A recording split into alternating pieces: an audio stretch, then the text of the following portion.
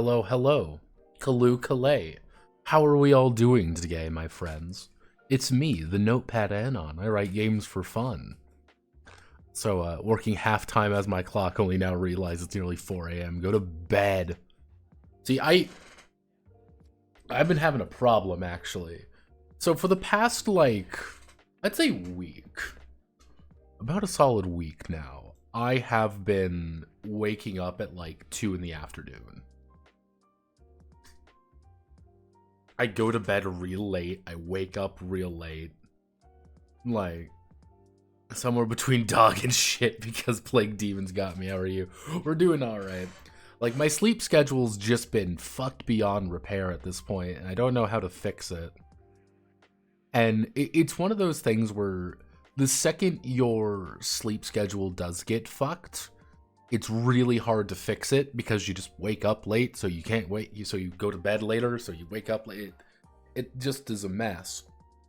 And like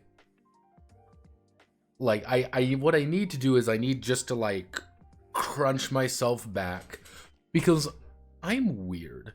There is something very cathartic about like waking up like real early. I did that in New York a lot actually. When I wake up, I feel great. Either go baby mode to sleep at 10 p.m. and wake up 6 a.m. or yeah, sleeping anywhere from 1 to 10 a.m. next day. Yeah. Like sleep is very difficult for me. Just by default, I know I have insomnia. I've known that for my entire life. My mom has insomnia. I have insomnia. I take medication usually. I take melatonin. My mom's been actually taking THC a lot. She got her weed card and takes a lot of the gummies and stuff, and that's been helping her a lot. And then sometimes she gives them to me, and that knocks my ass out. I am fucking done. Yeah, no, but I've been, like, and that fucks my sleep schedule up. See, I've been lucky enough. I've been having a couple, been watching certain videos for people that just put me to sleep really easy. Because I got some really cheap, like, stay awake till 4 p.m., Jesus. See, I got some like really cheap pair of like the Bluetooth little earbuds, and I use that to go to sleep, and it works phenomenally well. And I rotate who I listen to. Like sometimes I'll listen to funny YouTube people. Like the guy I've been listening to has a very appropriate name, which is just background noise. This guy has the perfect like cadence to some of his videos, and they're that perfect range of like 45, like 30-40 minutes, sometimes a little bit longer. Like it's a perfect amount, and he just does like fucking Morrowind playthroughs. He does Morrowind and Oblivion playthroughs. That's all he does. I'm like, alright, fuck it. Like, maybe that's why I've been so Morrowind pilled recently. Maybe that's the secret.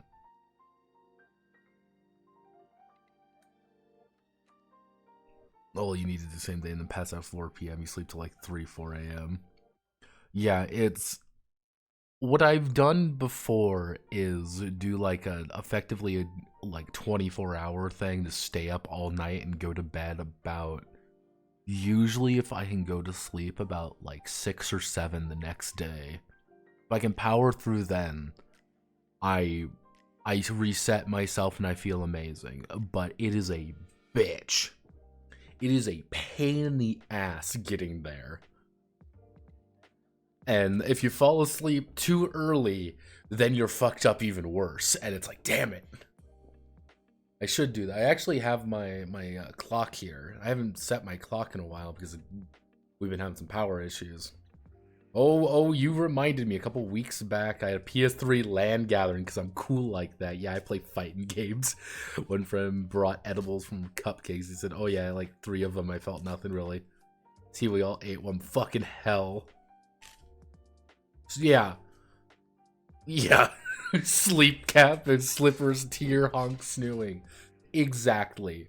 Like you hit, if they get you the good stuff, like, so if you get some good stuff to sleep, you will fucking sleep and you feel amazing. And you wake up, it was like underweight and he's a big, so yeah. You can get fucked up real fast. My mom takes them and she falls asleep and she sleeps like random hours of the day. It's insane. Like I've realized I've got a consistent pattern now, and that sucks because I know if I have a consistent pattern, that means I need to break the pattern to fix myself. Truly we live in suffering. So, Ludus Maximus, where are we? So, I finished the lore up a little bit. Again, we have Rama Istan, he who rules in darkness, the people of the city, in which we talk about the groups who live in the city. And kind of the idea, the culture of the pit, which is why gladiators are the way they are. And then we have just some vague rambling. Some of them are very similar to ones in Samata, some of them are not. Yeah, Khaldun's trials, Magister's trials, things like that. Technically, I should do...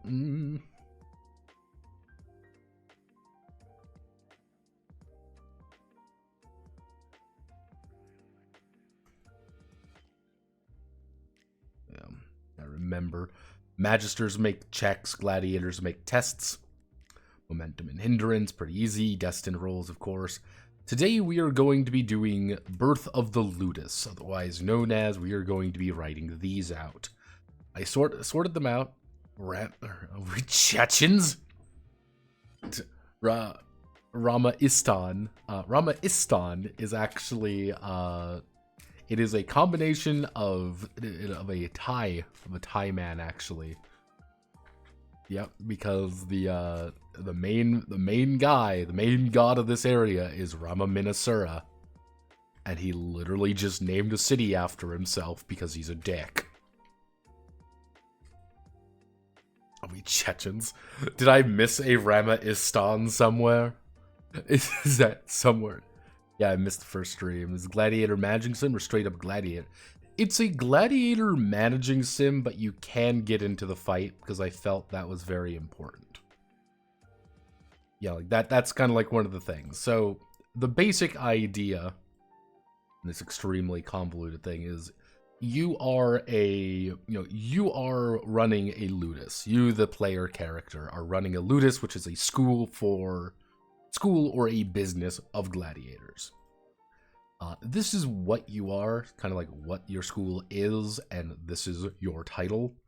So, for example, hey, you are part of an aristocratic family. Because of that, you are known as a dominus. You recruit gladiators to fight in the pits to make money. Hey, you are part of the veterans cohort, and you are a primus. You recruit a bunch of your ex-soldier buddies to fight for you. Things like that. That's kind of the idea. But you do get to make your very own gladiators, and they fight in the pits, and they hopefully do not die horribly.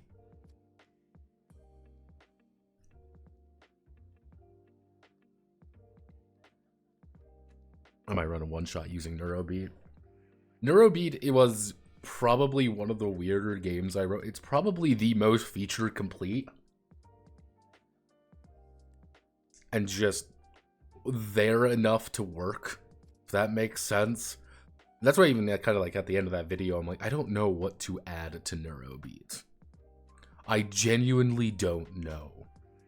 Because it feels like there's something you could add. If I was, it would just be expanding different areas in Neurobeat, in the world.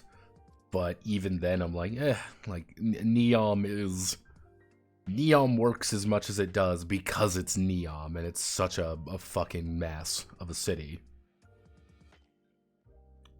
And I thought about making the character sheet, but I forgot.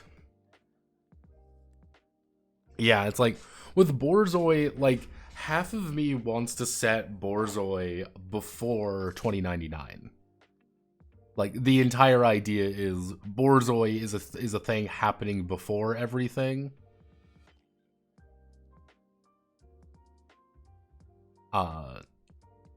That's kind of the issue with the, like, an adventure or anything like that, is how I set up the investigation system is a little bit weird in that regard. I kind of talked about it a smidge with when I mentioned Moxie Man. my boy Cole. For those curious what the investigation idea is, I can bring this over here. So,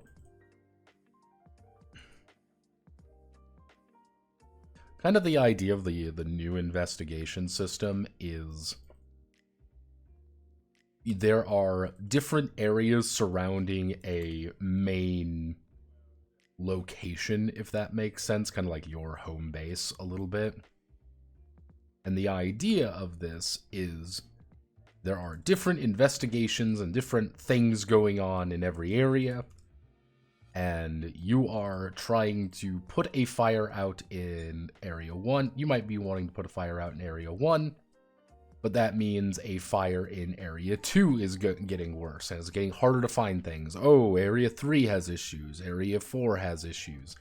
And that's kind of the idea, is you have a dedicated investigative area of things going wrong or just being lost entirely because you just took too long.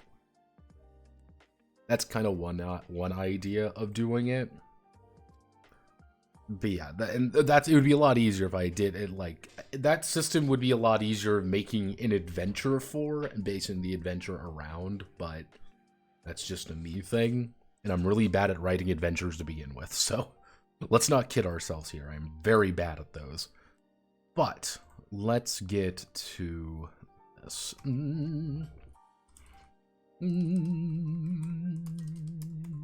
Let's see. A Ludus is a business in let's see. Good Cabra-botching. Good Cabra-botching. A Ludus is a business.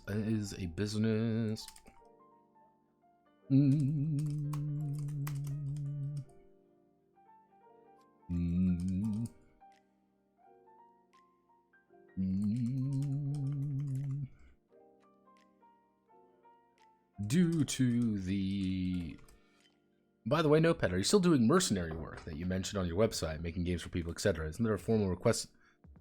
I'm just curious to do that. Yeah, always. I actually have a commission lined up after Ludus Maximus. We have a commission lined up. I technically still have a commission slot open. It's still there. Again, it's a very how do I want to word this? The way I do things is very simple. I just say, hey, if you want to do this or not. Hey, I have you know, fucking Jaeger, I'll have you know, I have been investigating card games. Usually every night I learn how to play another fucking card game. I know how to play the Gundam TCG, I know how to play the One Piece TCG. I know how to play like Battle Spirits. I don't even know why the fuck I was looking at Battle Spirits. I'm just like, I need more Bandai games. The One Piece TCG is real. It's real. Unfortunately, there's no One Piece cock edit card. So, I mean, is it really a good game? Don't think so. Oh, is Ludus Maximus a game for someone? I assumed it was one of your personal. Oh, yeah. Ludus Maximus is one of my games. This is a game that started off as a, if you ever looked at the things Notepad Anon wants to do, it was, Ludus Maximus was originally called Project Noye, where I was attempting to make a game about, effectively, people were looking at comfy games. I'm like, how do I make a comfy game that is based like something a little bit fucked up, a little bit weird, but that's kind of the point. That game never really went anywhere, and then I watched a video by the Snarker, or Snaker, I believe his name goes by. It's a YouTuber who did a video on gladiators, and I was like, holy shit, this is exactly what I need, and my almonds were activated. There we go. Let's see. Mm. Mm. Let's see. Due to the Gladiator Guild being little more than a front to sell weapons out of, the business of business. The pits are one.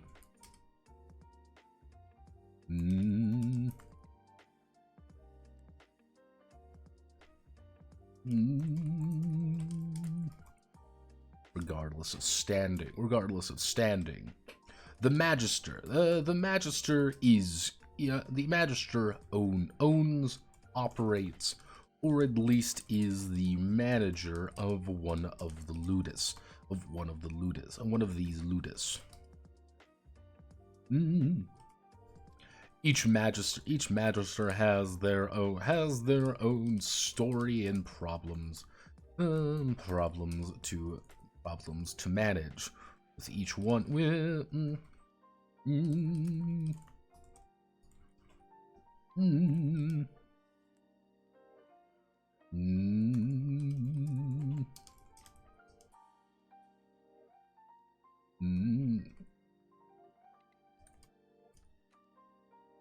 bloodstained sand. Go. And dedicated. So, first things first. So,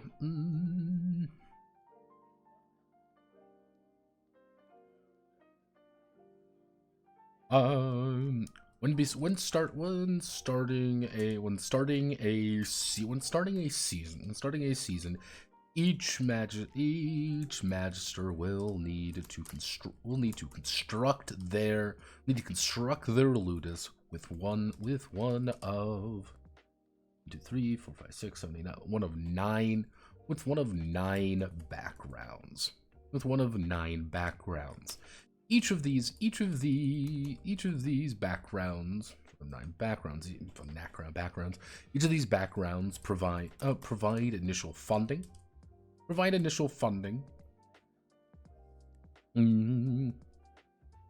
Let's see. Restrictions, benefits, stable size, as well as the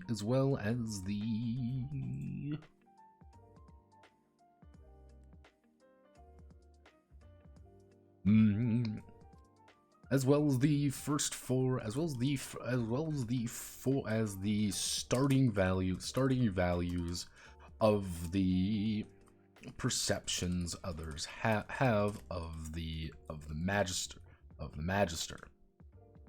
Let's say, starting season, each magister will need to construct or lose one of the 9 backgrounds. Each of these backgrounds will find initial funding, restrictions, benefits, stable size, certain values, and all the A perception is the measure of a perception is the, did I call it that?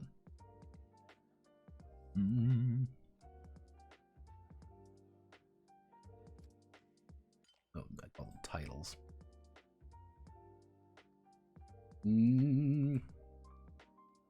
The starting values of the title.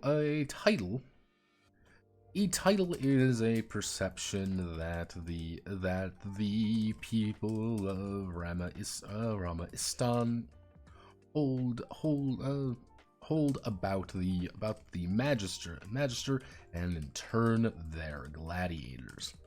In turn their ludus, I should say.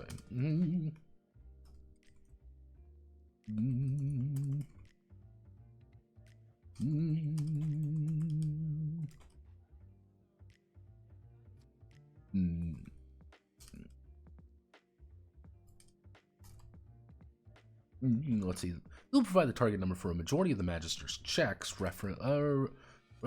being about pulling their influence.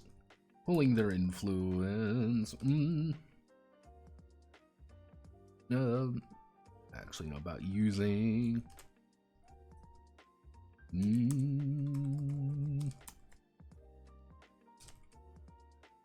To get what they want.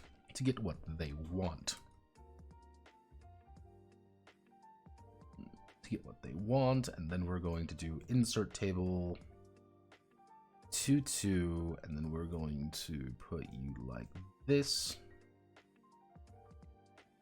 Put you,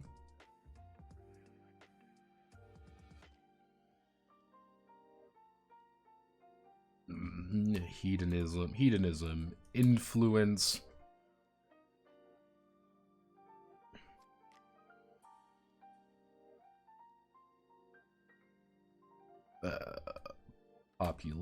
Popularity and respect.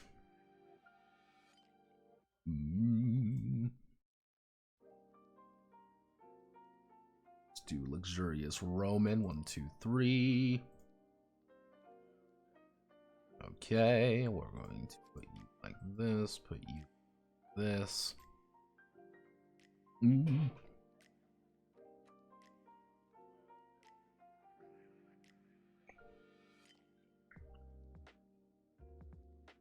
Check out Exceed fighting system and Millennium Blades.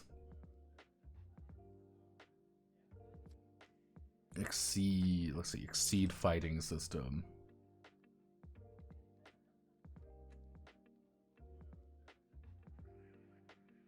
I have seen this before. I do not know why I have seen this before. Have I played this game? I think I've played this game before. I don't know why I've played this game before, but I think I have.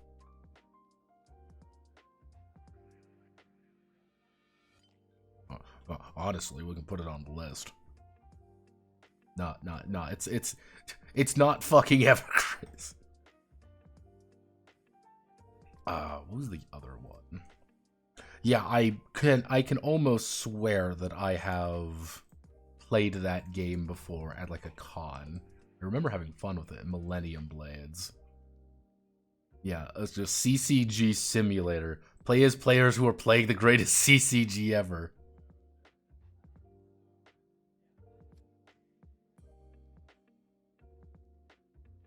Wait, who did this game?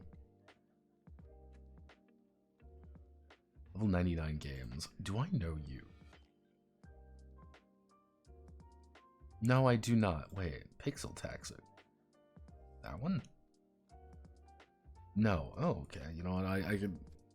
Because unironically, this Millennium Blades game is effectively what we're going to be doing here, to give you an idea. Because we have to make a card game, and then from the card game, make a TRPG based on a fictional TCG. It's going to be great. It's not.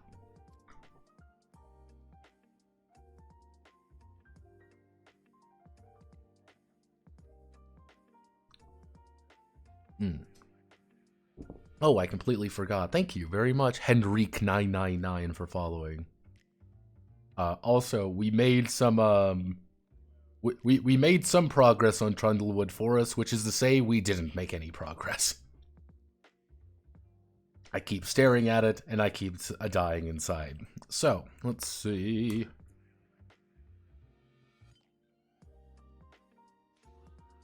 Oh, yeah. Wow, thanks, Chungus Fart.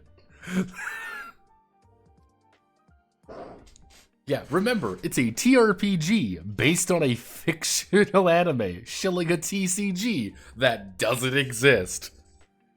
Yeah, again, we're dealing with, like, multiple levels of, like, special grade autism. You know, fucking high grade. Call me goddamn Gundam because I'm gonna be high grade autism. I should really build that Zaku one day.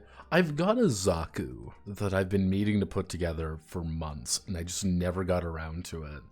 It's haunted. It's like Green Goblin to me. I can't do like master grade stuff. Yeah, I can't do perfect grade or like anything like that. Too small parts. Can't do it. My gorilla-like hands. My giant gorilla-like hands are very difficult to make anything like that. Truly. Though I am interested in when the Gundam, when the Gundam, not card game, Gundam war game comes out. I'm interested to see where that goes. So hedonism.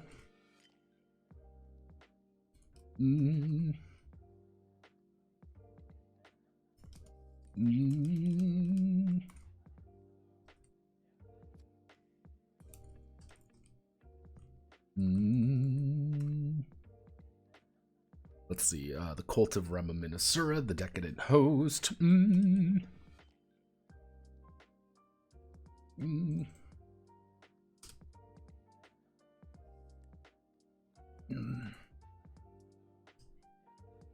If I remember, influence.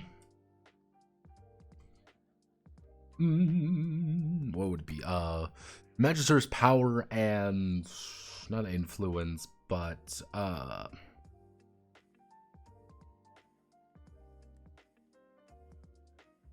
influence. Synonym. Give me a good synonym.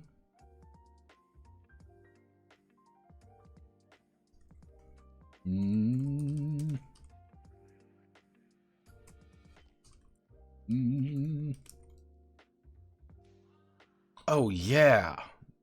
God, everyone's following. Thank you very much, Kenny HY. Can he? I've suffered 40k minis. One of those little fucking knives maybe bleed once. Not a hobby knife, one of those little knives on the model.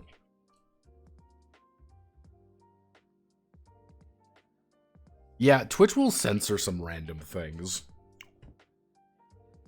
Twitch does censor some random things every... no, Pat, unfuck this now. Let's see.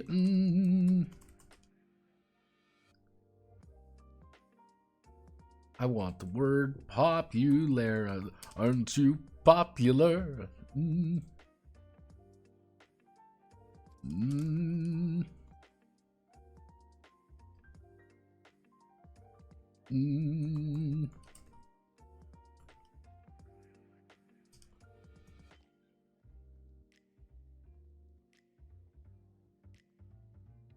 There we go.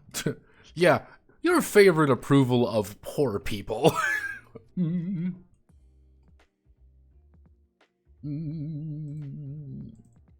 want to do respect. There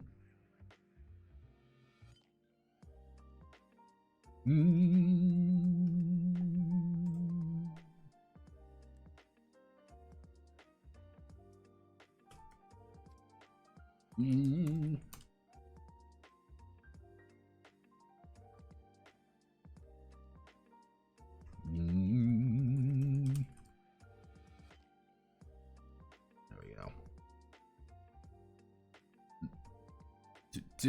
So we understand what our basic stats are. This is just for the Magister. Birth of the Ludus, we understand what's going on here.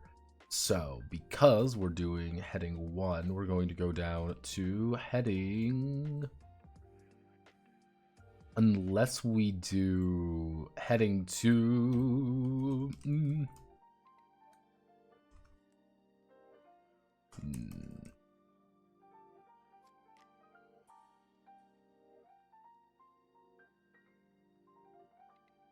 Okay, so if we need to do this right, we do background name, title, description.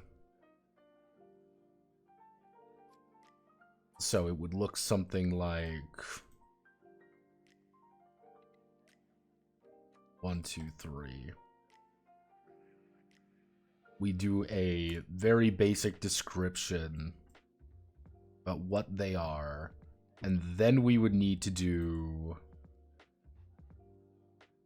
merge.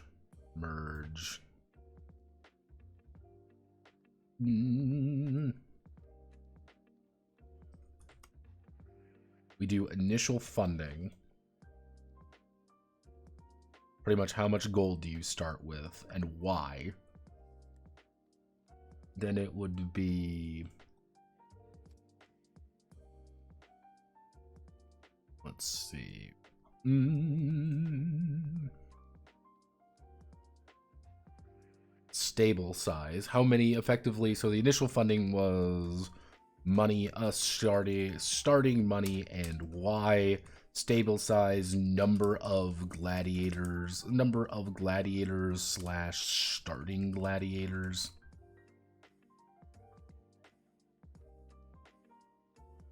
Then it would be benefits, explanation, benefits, restrictions. Yeah, okay. Actually, no, it would be starting titles. If we put in a, it's going to look a little janky, but if we do table properties cell 0.03, put this section up here to be 1, put this bottom section here to be 1, then it would be hedonism, influence, popularity, respect, which we then convert to 1, 2, 3. Then we just would do that. So if we put everything like this. Okay.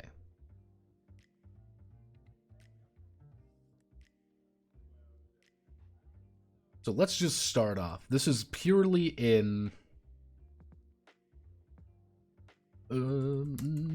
aristocratic family.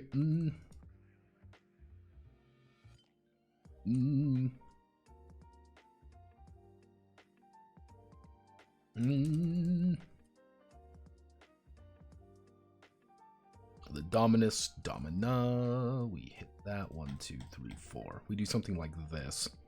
Okay.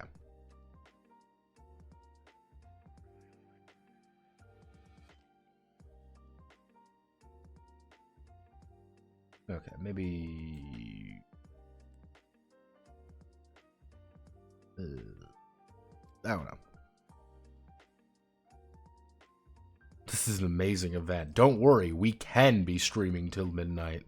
So I think this should work. So if we do the aristocratic family.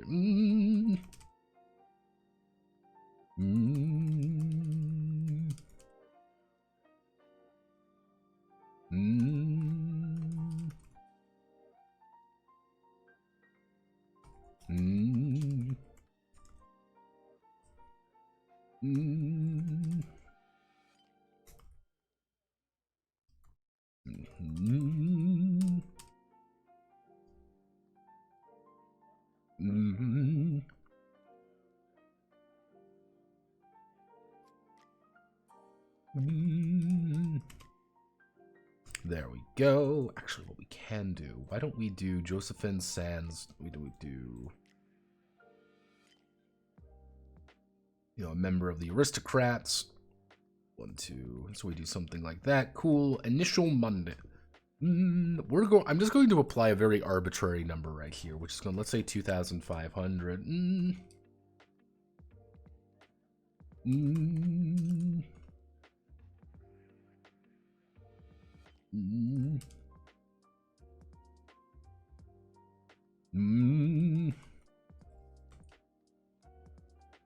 No matter the reason, no matter the name, wealth flows upwards. Stable size. You are going to start with 6 stable size, 2 starting gladiators. Actually, I should say 1 freeman. 1 freeman. 1 freeman. Actually, it would be 2 freemen, or 2 free. Actually,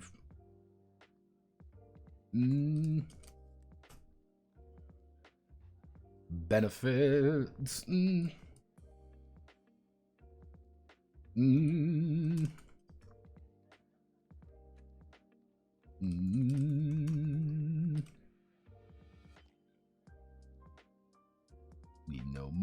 restriction, none.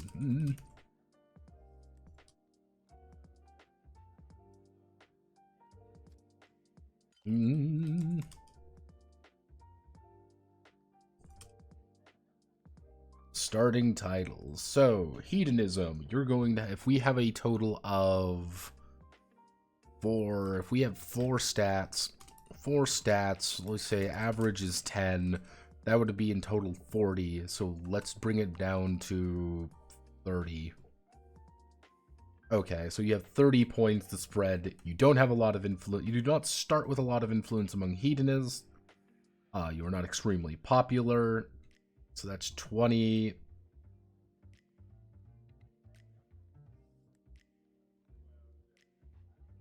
So that would be 15, 25, 30. There we go.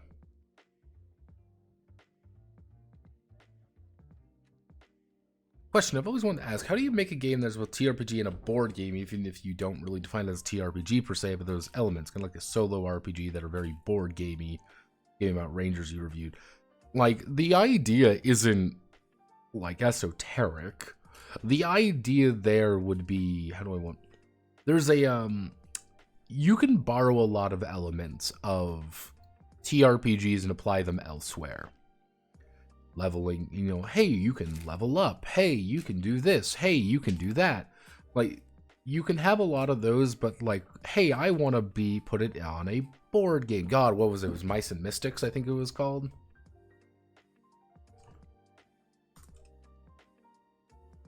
I believe, yes, Mice and Mystics. This has a particular idea with it, is like, okay, everyone's got, you are effectively going through pre-built encounters, almost. And with those pre-built encounters, you have your RPG characters. You only got 4, really, but they add more with the expansions. And that's how you play the game. Even you get things like Gloomhaven, I want to say. Like Gloomhaven.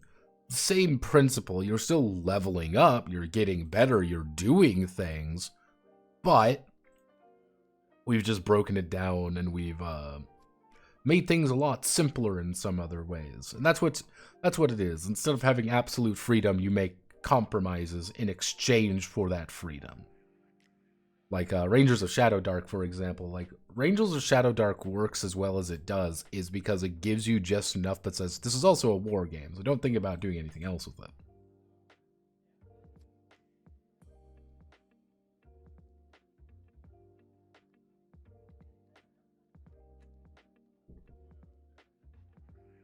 Yeah, like Hero Quest even. Like, what you do is effectively take the absolute freedom of a TRPG and you start gradually... Have you ever thought about making an RPG board game combo before? No, not in particular. I haven't really got a good idea for one.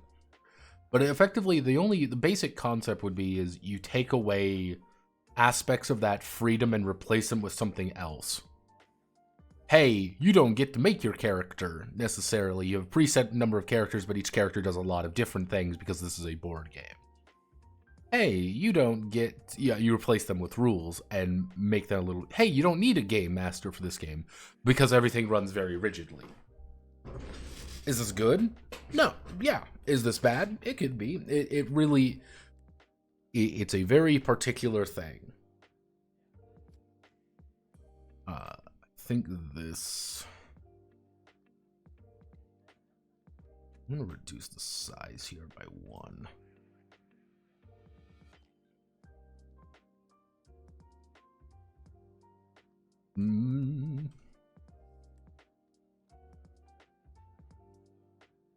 Technically, I can put 2 per, so...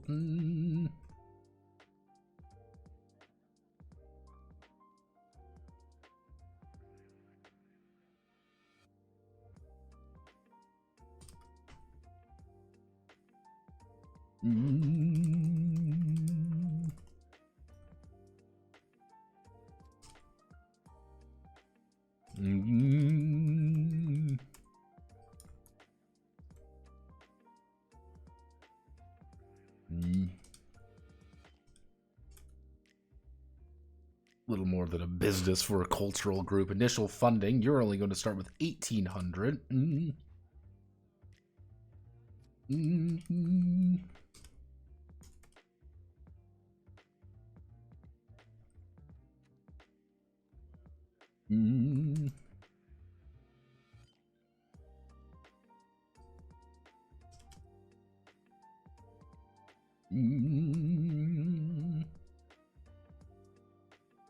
Benefits,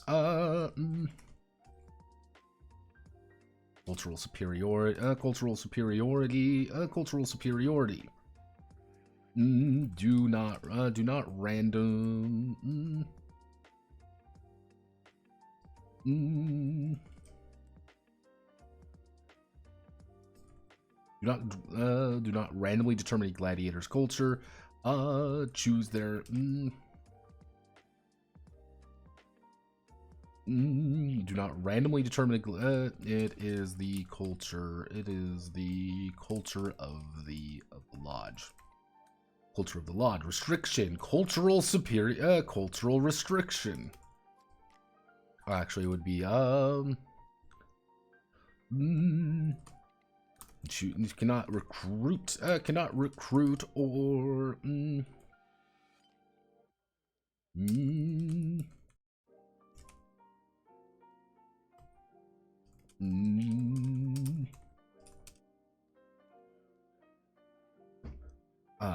Right, so we're going to be doing hedonism is going to be 8, influence is going to be fucking 4, 12, popularity is 10, 12, 22, and this would be 8.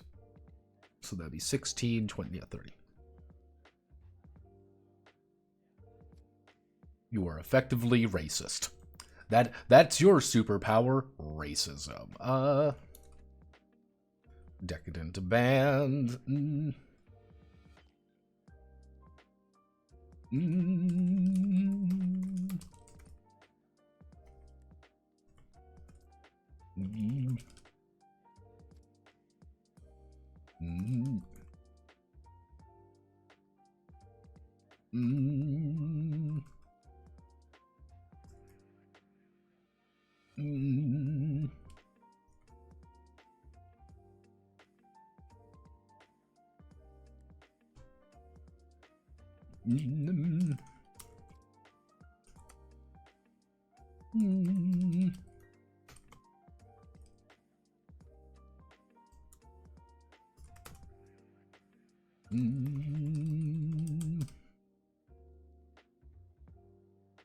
Let's see. Who would you get to pick up right away?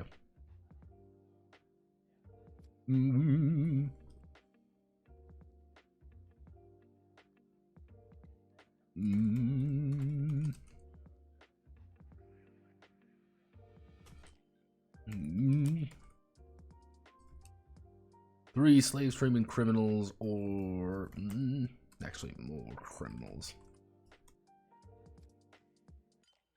Go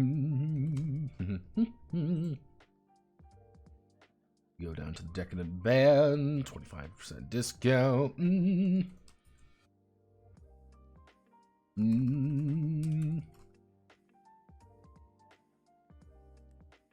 Rama's Eye. All recruitment costs are reduced by our.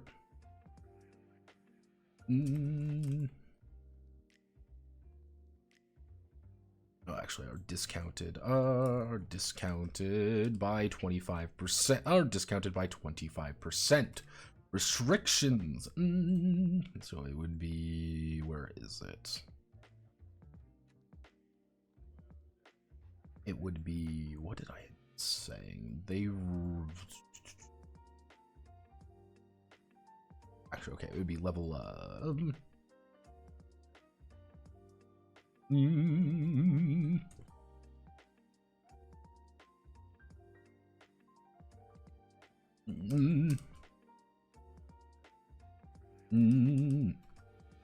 all gladiators can only retire. Gladiators can only retire at level 6. Oh, can only retire at level 6. Or must retire at level 6.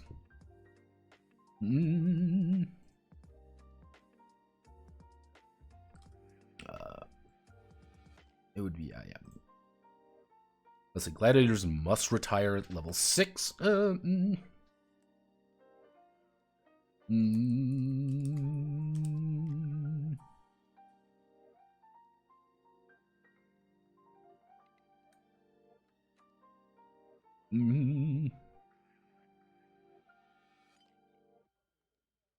Let's see, gladiators must retire at level 6 to provide, Ludus. Early retirement does nothing. Hedonism. They have 15 hedonism because guess what? Influence. They have like 0 influence over upper class because the upper class does not like them. They are very popular there, so that's 25. And respect among gladiators because they literally... Not very much, because they literally want to kill you.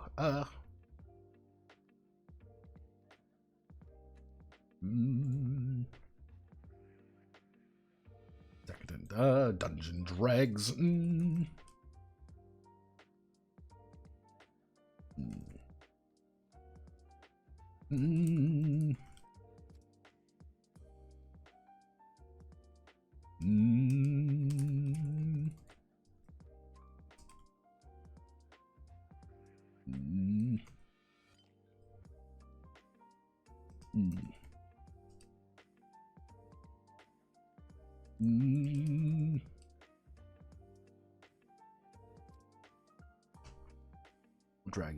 Dragging criminals for profit and their glorious death. They begin with 12.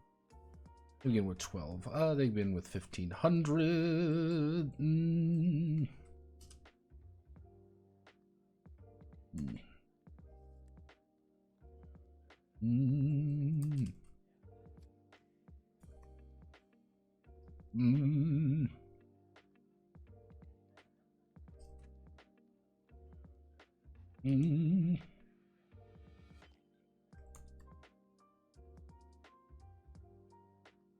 Let's see.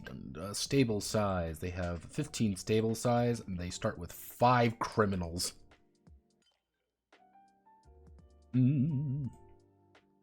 Decadent. Let's see. This decadent band. The idea is Rama Minasura is a god of the city. He literally marched in with his army / cult called the Decadent Host. A decadent band is effectively a small group run by effectively a priest to get people into the cult because they want entertainers and they want people to know what they are doing. You are literally training people as an entertainer to be brought into the cult more officially. That's your entire thing. The big thing is, they don't really care what you do. That's kind of the big thing. They don't really care what your entertainment is like. This is just your particular thing that you're doing. Like, this is your thing. And one of the ideas that I kind of wrote a little bit into the lore, which is the idea of, like, there's a shit ton of guilds. Every facet of society is run by a guild of some variety, and it's like, yes, there's the courtesans guild. These people control all the fucking all the whorehouses in the city. You pay up to them. It is a giant racket, effectively. And everyone knows it is a giant racket.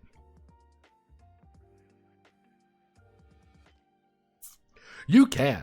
And that's kind of like one of the ideas that I want to have happen almost kind of more naturally and as a player, which is like, hey, if some aristocratic lady shows up being like, I'm going to pay you 500, let me spend the night with this dude, you'll be like, all right, all yours, I don't give a shit.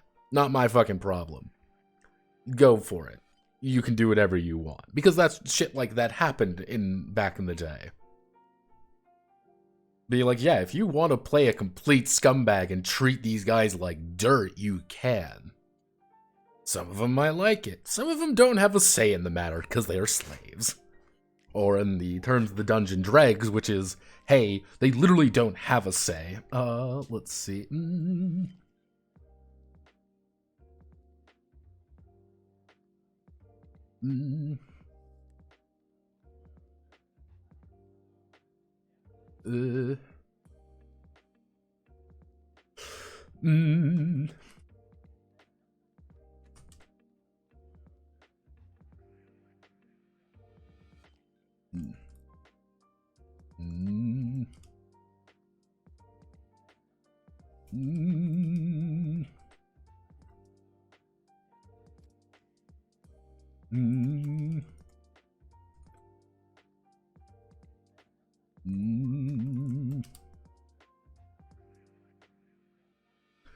Restriction.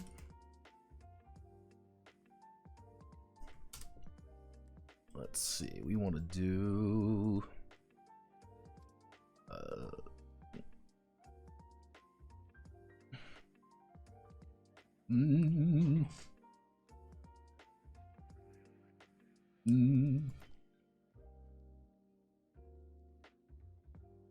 Excuse me.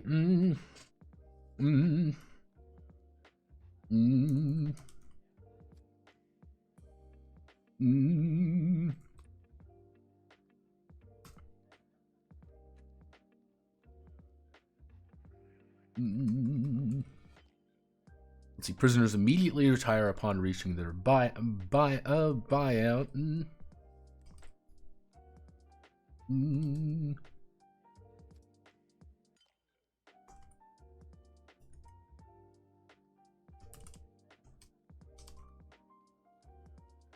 There we go. Because one of the ideas is that you effectively have two ways of retiring a gladiator from your service.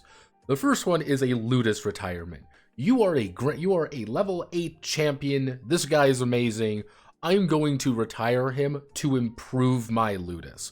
I've built this guy up. He is retired. I get a bunch more experience. I'm doing great. Or you can do personal, or they have a personal retirement. I'm a slave and I've amassed enough gold to buy my freedom. You make a check effectively saying, hey, do they like you to stay with you? But they will be a free man now. You know, they are a free man. Or they say, no, I don't want to be here anymore. I've bought my freedom. I'm leaving. Goodbye. And they will just leave. You can effectively, with dungeon dregs, you cannot do a Ludus retirement of people. You have to have them die to do a Ludus retirement. But the second they get enough gold to buy themselves out, they just retire without giving you anything. Well, I want to throw all these guys away to have them die horribly, but they're not going to provide you with anything. And you're not getting as much out of them. It's kind of the idea of like, you want to push your prisoners to get as much value as possible out of them, then have them die horribly. But you also want to make sure that like, oh, hey, I fought with this guy repeatedly, and he's got a bunch of good effects, and people really like him. Why don't I go to another player who really likes this guy and say, hey, I will sell you him. You buy off his debt, and he will go work for you.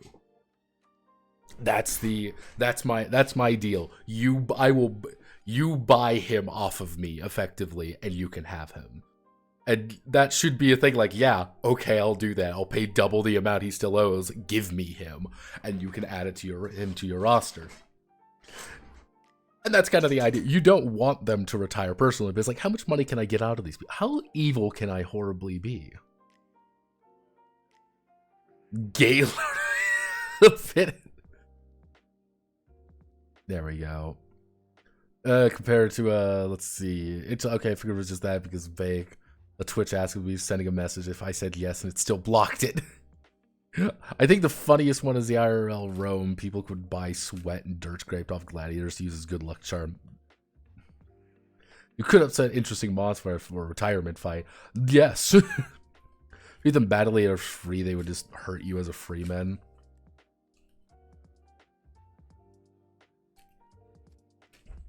kind of the idea, like, have a good one, you Gaylord alien. Like one of the ideas behind freemen is that freemen take a larger percentage of the cut, but they have loyalty. You do things to them, or you put them in like shitty fights that they don't want to be in, or kind of like in the long, if they're not doing well and they feel like they aren't making money. Also, thank you very much, Stim Paquito. That's a great name, by the way. If you're putting them in situations, they like, okay, make a loyalty test. Like, they just don't want to work for you anymore, and they just leave. That's one of the problems of being with a free company is, hey, these guys just don't like you, and they're just gonna quit. I don't want to fight anymore. Bye. I'm gonna leave. I don't want to be here anymore. So they will. They'll just leave. Like, slaves don't really have that option, but they can buy their freedom from you. While people who like the Dungeon Master and stuff, they can leave. You can buy freemen. Prisoners can't do that, obviously, because they're prisoners. But second they have the option, they'll probably want to run away as fast as possible. So treat your guys right. Hey, low morale because we keep having to set up shitty fights where it's like we just get hurt but we don't actually win. Hey everyone, I'm making a shit ton of money. Let's blow 1,000 gold and hit a whorehouse for literally the next day. Everyone's morale's improved. Like, wouldn't that be a hell of a way to reward everyone? Hey everyone, morale's a little low. I'm gonna buy everyone a giant fucking party because I can do that. What are you gonna do about it? Like, let's just party. Next week, boys, have fun. Yeah, effectively, we've got this place for another week. Eat, drink, fuck, do whatever you want. Literally just get your morale up. We need it. And hey, alternatively, if you're like, hey, this guy is, for some reason, this aristocratic lady keeps wanting to visit and just spend time with my giant minotaur. That's kind of weird. We're not going to question it. And what do you mean she's offering me 3,000 for him? All right, fuck it. Like, all yours, ma'am. I don't care. Like, yeah, like that's my fucking job. My job is to make money. Let's see. Starting titles. They are not.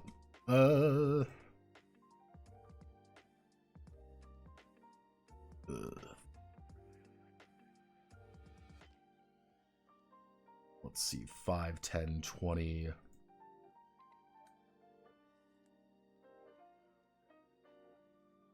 There we go. So that's 20. Yeah, that's 30. 30 points. 30 points. Okay. They've got a lot higher influence than... Actually, we can probably... Yeah, because you would be... Actually, no, we do...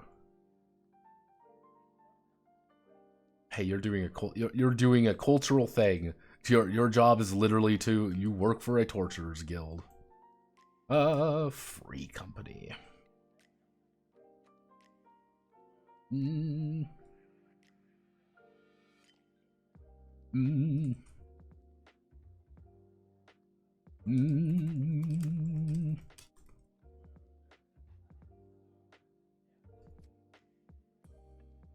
Mm.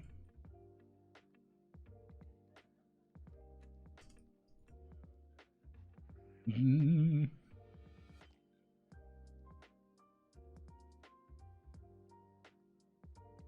They're going to start with 12. They're going to start with 1,000. They don't get a lot of money. Mm. Mm.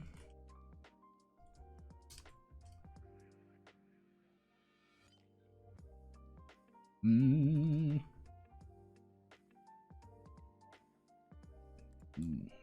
Mm. Mm.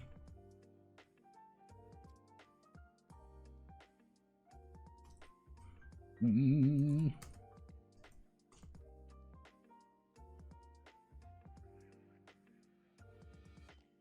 Mm.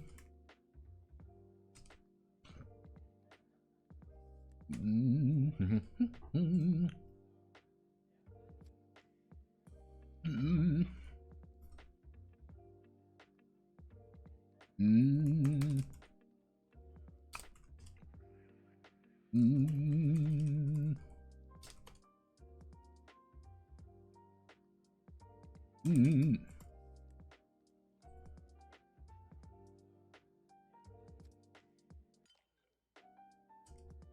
Mm.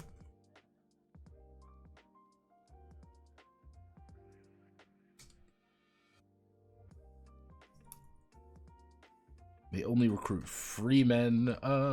Free men and... Let's see. May only recruit free men and free agents. May only recruit free men and free agents. Popularity.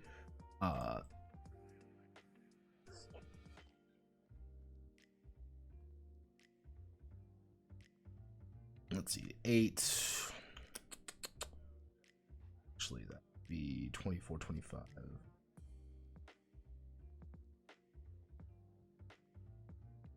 22. Okay, there we go. Yeah, you've got like no influence over people. You are literally just a free. You are a dude with a. You have started a business. That is literally all you have done. You have started a business. Mm. Mm.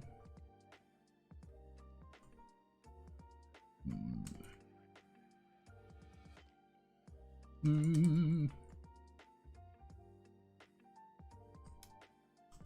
Mm. Mm.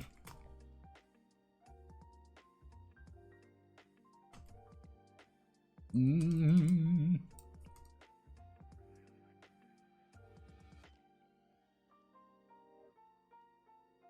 Mm. Mm.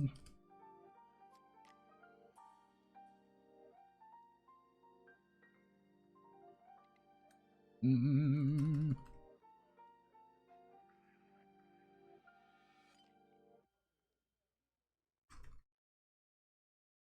Let's see. Mm.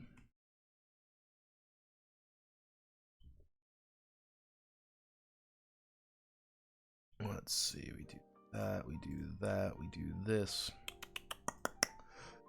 Hello. Hello, phone. What's up? That's not a good sign.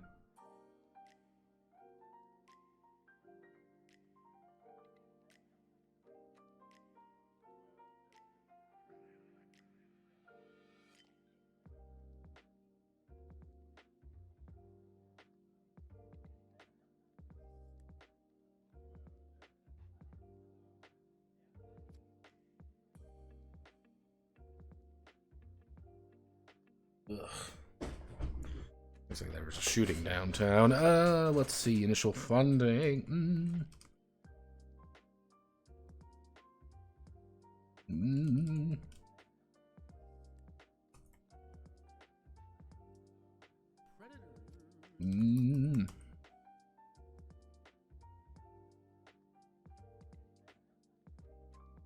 Actually, we're going to do 12 stable size.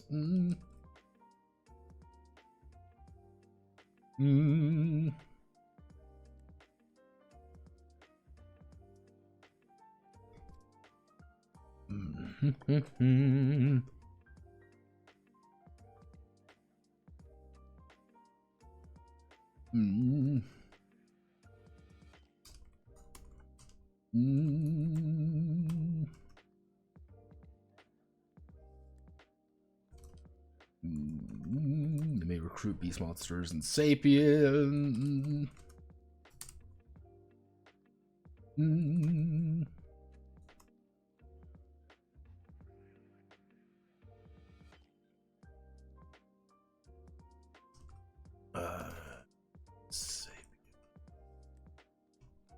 There we go. Hello, Manly. Hello, Gladiator. Gladiator. Gladiator. Good old-fashioned Gladiator Manly. Let's see. We're going to be doing...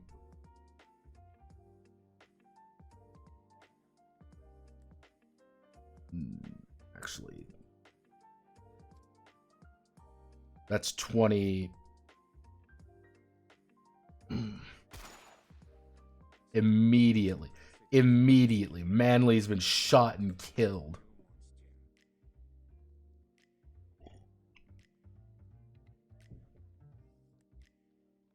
The Minotaur, otherwise known as this gun I found. See, wouldn't that be a hell of a way to open up a match? I mean, like, oh man, we're ready to go. By the way, we've invented a new weapon. What do you mean? We're gonna try it out tonight. All right, bring out Big Gun Willie. Like, what do you mean a gun? And then so much, watching your guy just get immediately fucking obliterated. Like, Chame.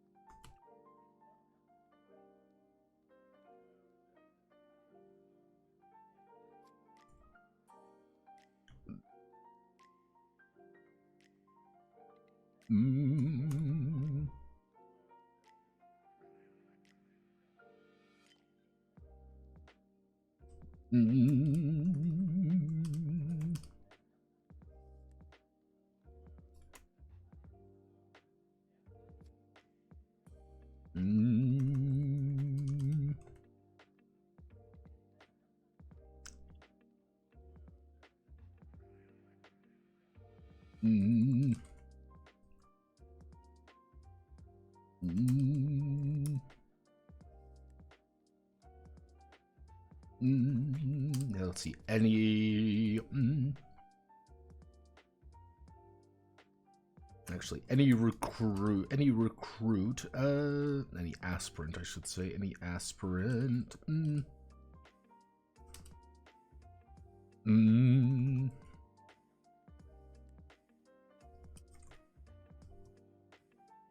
Let's see, it would be a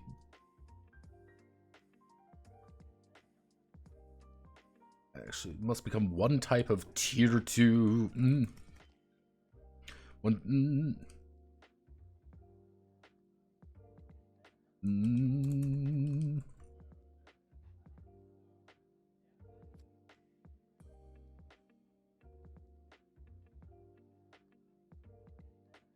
class only recruit gladiators with that tier 2 class. Effective, like the big thing there is actually we'll do 10, 12. We do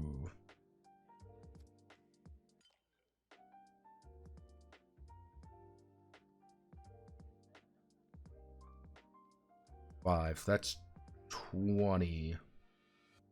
We'll do something like that. You can even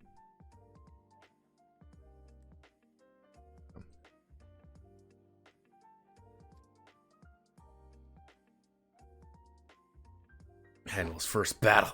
You have your guy, the one you've invested last 5 seconds. The organizer 1v1 of the docket. You look at the sheet and the opponent, he's fucking garbage. This guy can barely stand upright. So you shrug and say, go for it. Your guy goes in, showboating, hyping up the crowd. Your guy comes out, slave with a Glock.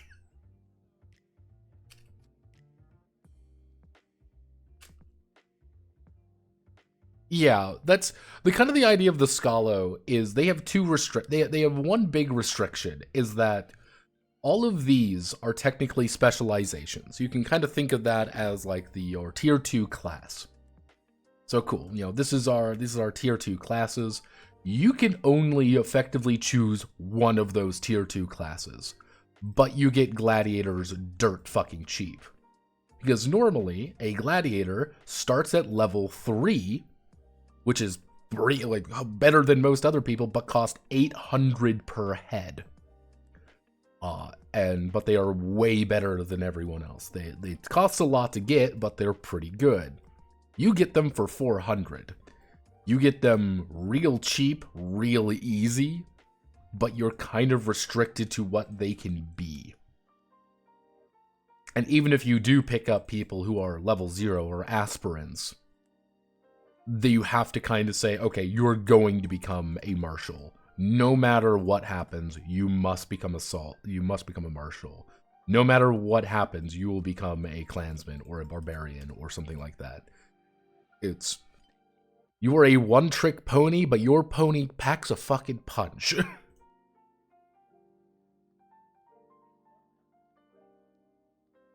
But on the other hand, your guy, Escalo Gladia, the Chaim, actually has a big in with other gladiators. So that's kind of like one of your big things. And if you train up a guy, hey, I need a level 4 guy to win this fight. Hey, what do I need to pay you to recruit him off of you? What do I need to pay you? And you mean like, I need a shit ton of money. Like, give me money. Like, and you could do things like that because, hey, you are a school of gladiators. That's your gimmick. Mm.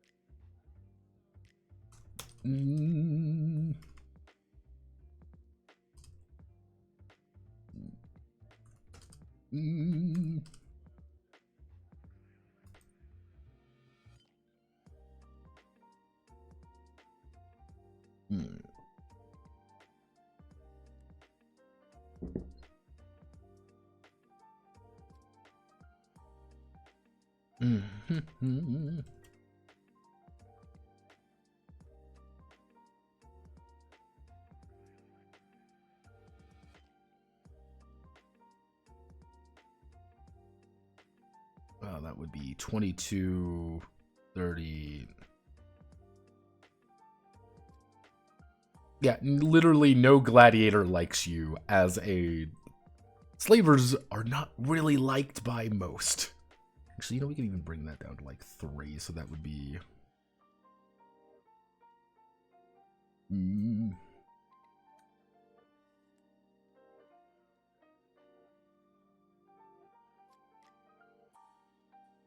And then we have the veterans cohort, which is run by the Primus.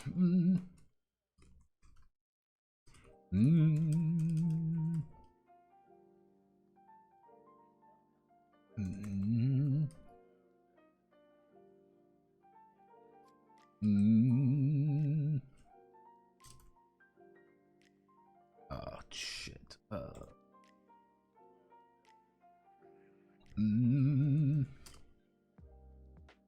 The Magisters retired Primus of Rama Istan's military, or the Samari war hosts.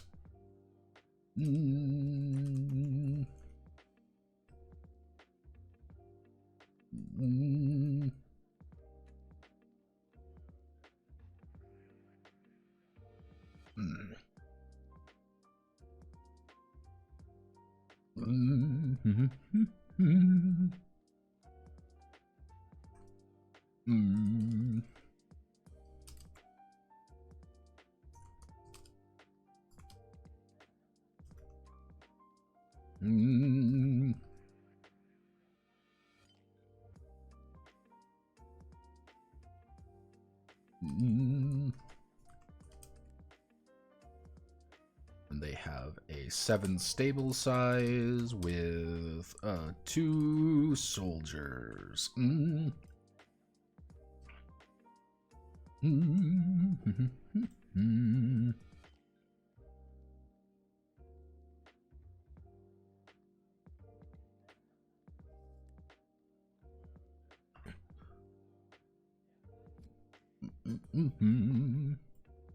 Let's see, we want to do the veterans cohort.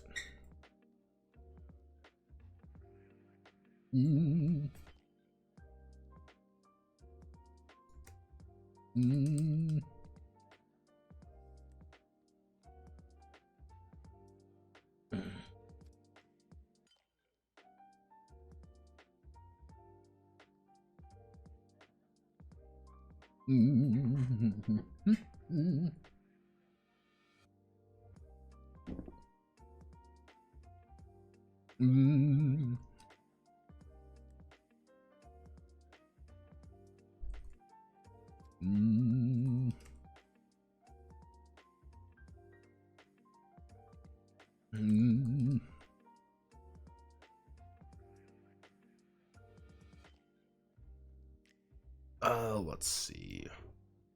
If we think of these guys being popular with... I don't think they would be very popular with the hedonists. I think they're going to have decent influence, decent popularity. That's 24, 25, and not great respect, but they have respect of their guys. That's kind of the thing, is like, hey, you've got your dudes. Like, these are your dudes. So Alright,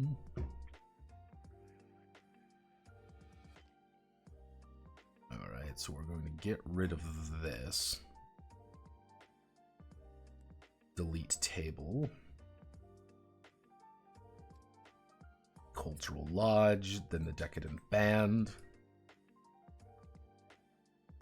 The Dungeon Dregs, Free Company.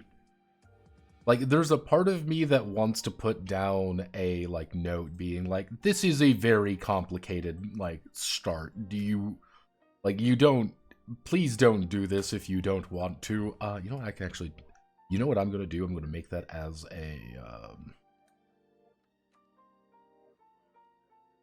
I'm going to make that as a Xanadar note, because Xanadar is Xanadar saying.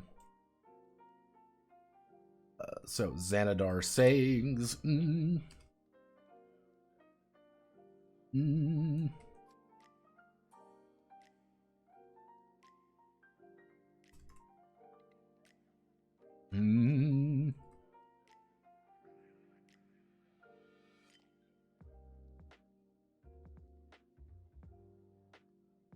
Actually,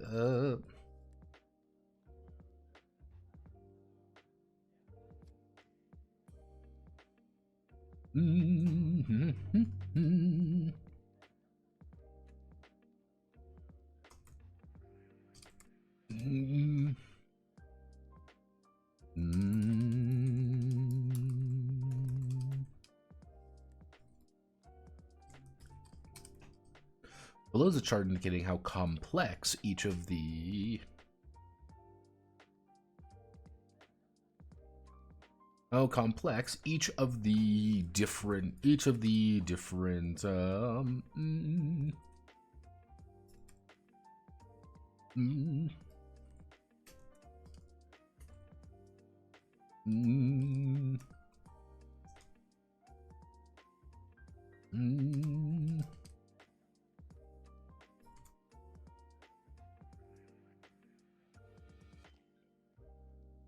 we want something like this. Boom. Boom, boom, boom. I want you in my room. Let's do...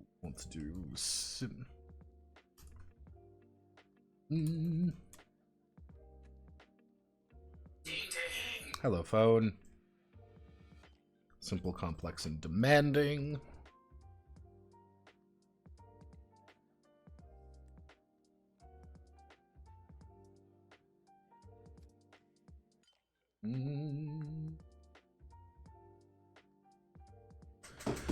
Let's see. So, simple, if we look here, our simple ones are the...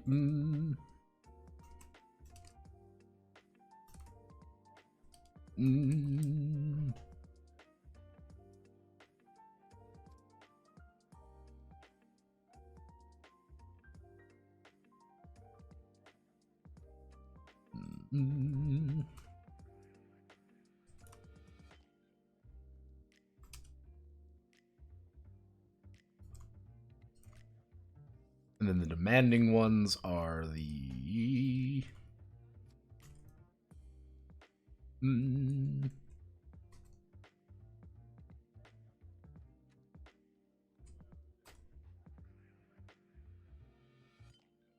Actually, let me double check. Decadent Dungeon Drags Freak Hunters Pack.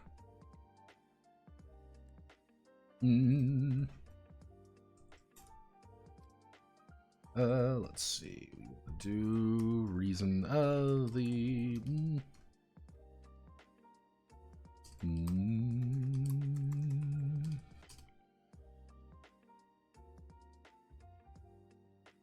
Simple Master is an honorable trainer.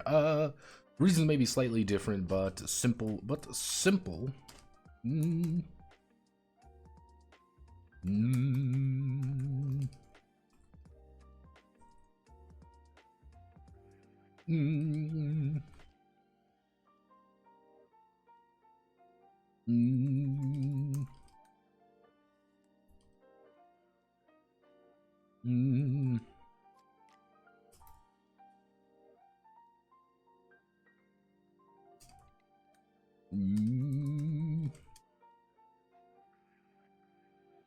we go.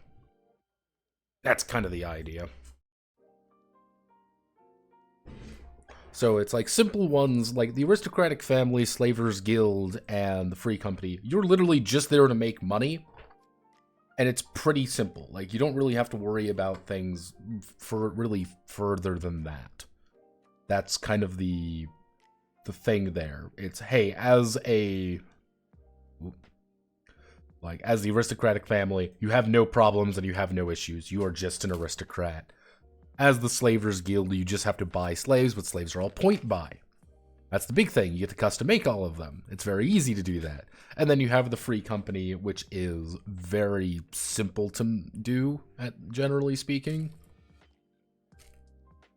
Which is just, you literally roll up dudes, and those are your guys. All of them are pretty simple to understand. But like, you get to like the Veterans cohort and the Scalo, then you start getting into it has to be soldiers, or you have to have one type of gladiator, or the Hunters Pack, which is literally working with monsters and predators and things like that, which is a very different way of playing.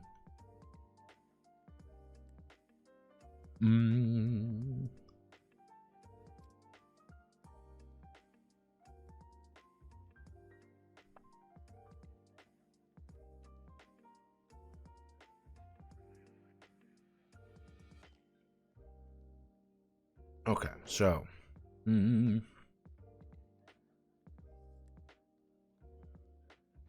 Okay, we need to do that, but then we need to do... Mm. Mm. Mm. We'll do the Magister's Court. Mm. As a Magister of mm. Mm. Mm. Mm. Mm. Wealth, social standing. Mm. A magister, the to finish to complete. Mm. Mm. Mm. They must choose a culture. They must choose a culture. They must choose a culture and. They must choose a culture and a quirk. Which we're going to make a nice and simple. Actually, what I can do.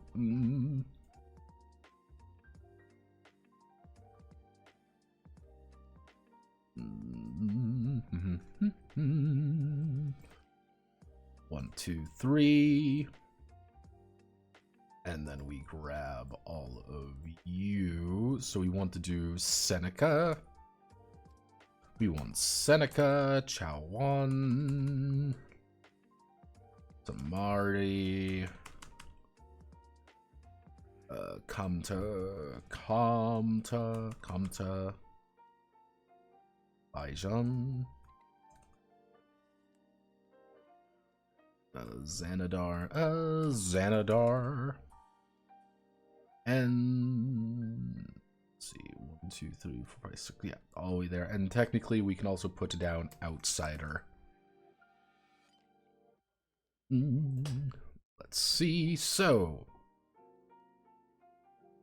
if I pin the header row and then we do this, we start with, actually, let's do that. Let's do the Baijan. Baijan have -2 hedonism because guess what? They are literally not from around here. They do not have any influence. They're pretty popular and they have a little bit of popularity and a little bit of respect. It's going to be flat 0. They are, Samari are a little bit more hedonistic.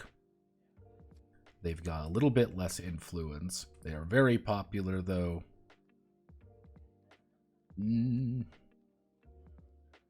Actually, do I want to...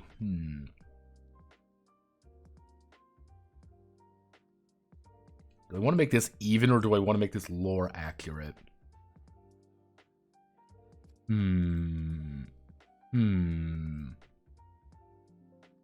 There's a question for you all. Do we make it lore accurate, or do we make it balanced? Both of these are very valid options, by the way. I'm feeling... lore accuracy. Alright, if we're doing lore accuracy. They wouldn't have anything for hedonism. Influence, they would have -1. Popularity, they wouldn't really have any. And respect, they would have -1. Because Baijan are literally outside. Actually, no. Baijan are literally outsiders. And everyone knows they're outsiders. Samari would have pretty good hedonism. Not great influence, because they are still considered the low people. Decent popularity, decent respect. Chawan, don't have to worry about hedonism. They have less respect, less popularity, but they do have a little bit of respect. And what I'm going to do is put a note.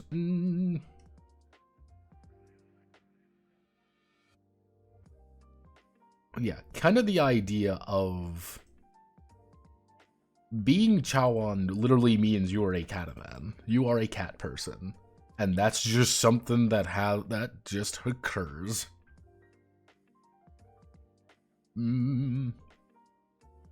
Actually, I should say, no.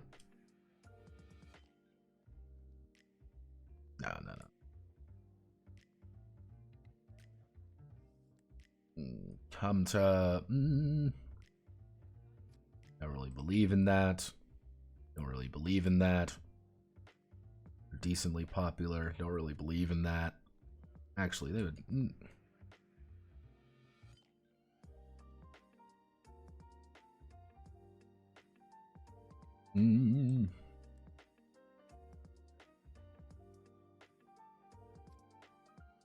Rama-Istan, you're not from Rama-Istan. Seneca, -2 hedonism because no one likes you, +2 influence. No, -1 popularity, +2, and no respect. No additional respect. Xanadar, +1 here, -3 there, +2.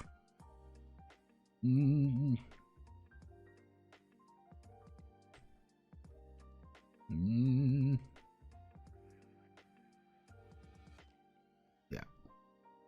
Actually, we don't. I guess we don't need that. We already established what they are.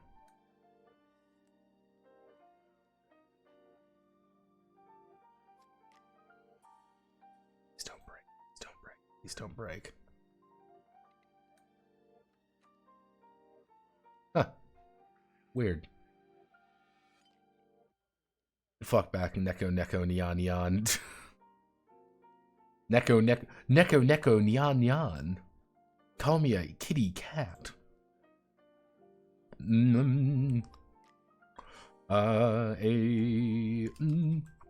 A Magister's quirk. A quirk is a single.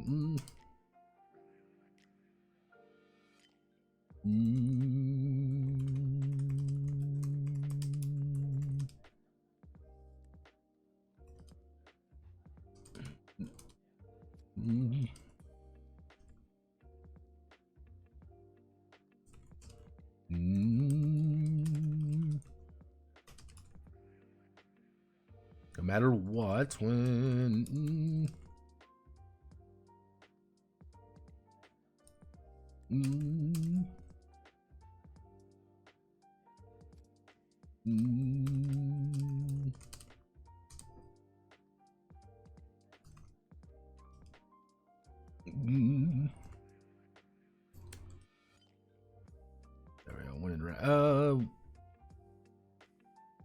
to the relevant, +2 to the relevant title. Effectively, racism is built into the game.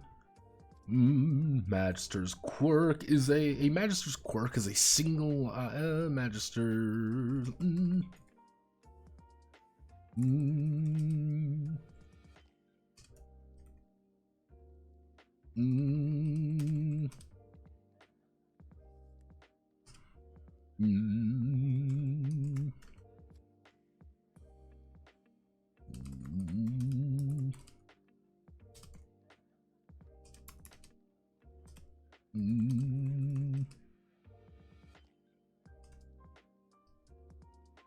Let's see, whenever the Magister's feature comes up, they are assumed to add +4 to the target number, regardless of the context. Whenever it comes up, they are assumed to add +4 to the target number, making it far easier for the Magister to succeed. Because Magisters have to roll D20 roll under. That's the big thing there. They roll D20 roll under. A lot of everyone else rolls doesn't roll that. I just feature single to find a line about them. What we're going to do is we're going to add this, and we're just going to put a nice little line here, and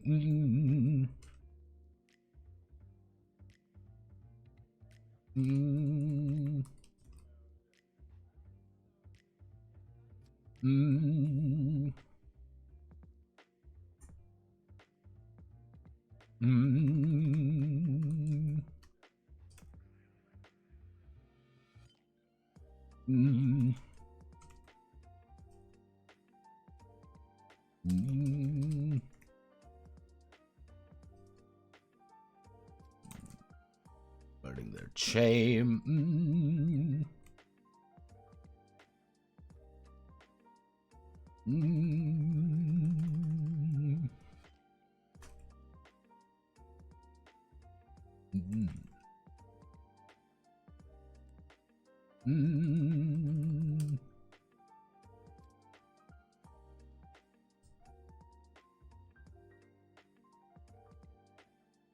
Married into a combative family. There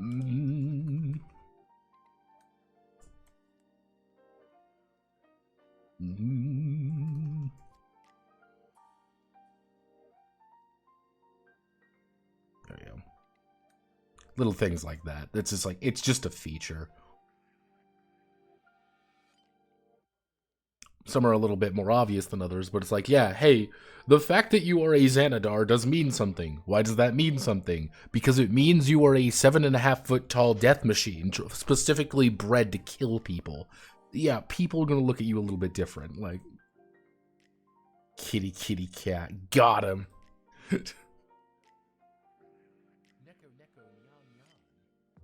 Neko, neko, nyan, nyan.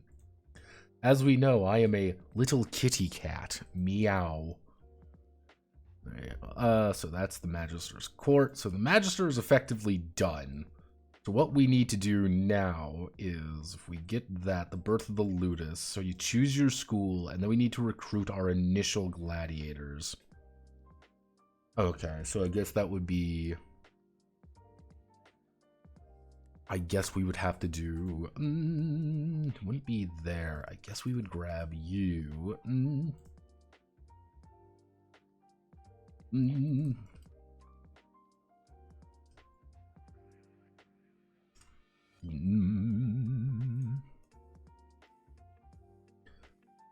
The pit.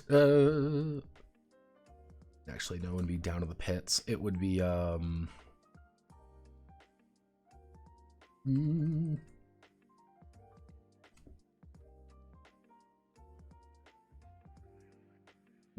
aspirants and madmen. In gladiatorial terms, an aspirant is any unblooded gladiator.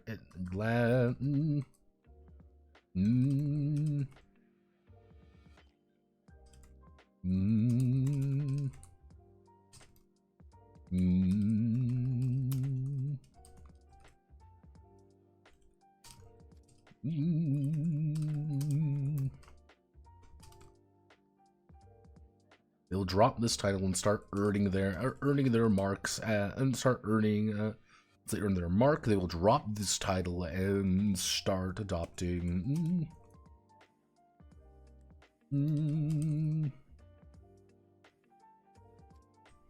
Signify style. When the Ludus is being developed, each stable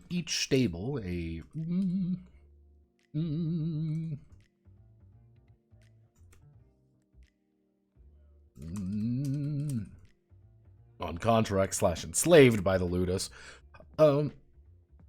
Each stable has a number of starting gladiators to start their adventures, to start their season. Gladiators are made in,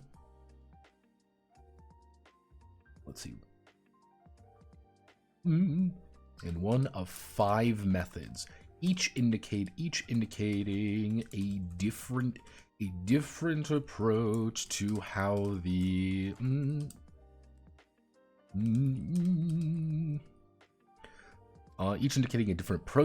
the gladiator got into the arena, as well as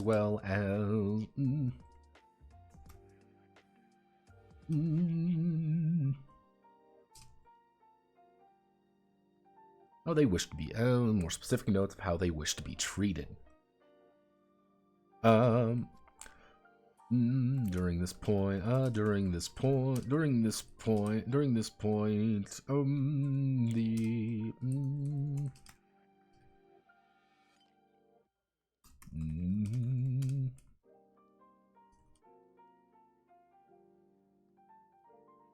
to throw into the arena. They'll need to start making their first initial set of gladiators to throw into the arena.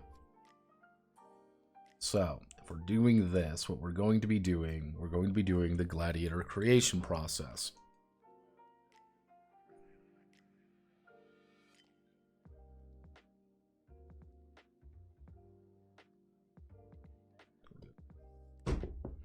Okay. How do I want to word this? How do I want to do this? Unless I literally do, like, kind of like up here. I guess we should do... Okay, no. Okay, so... Oh. Whoop. So, each gladiator... actually, we want to grab our stats.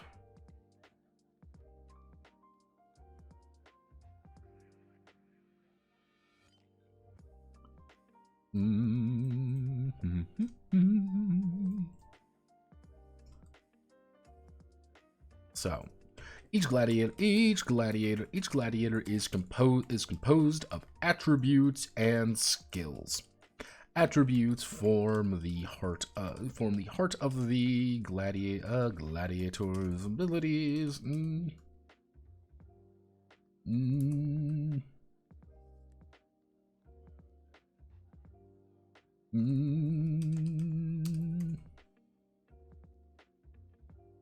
As they grow in strength. Skills are how accomplished the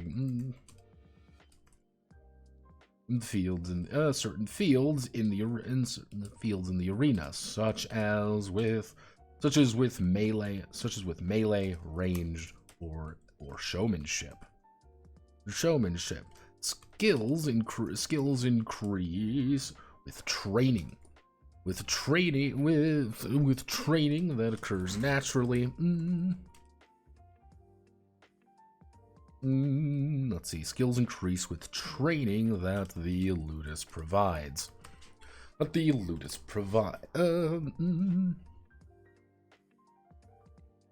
so first things first. We take this. We put you here. Gladiator.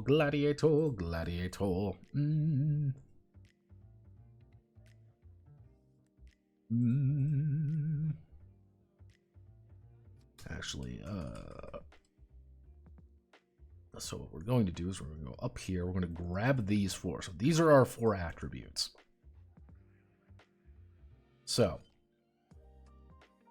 we have brawn, dexterity, endurance, and willpower.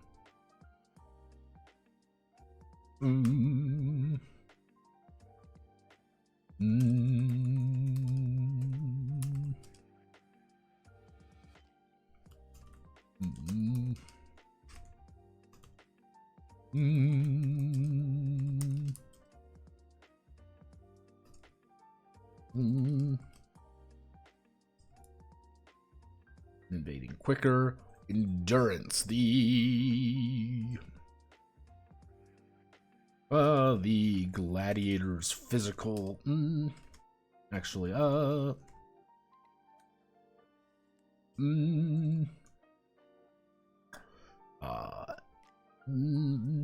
actually,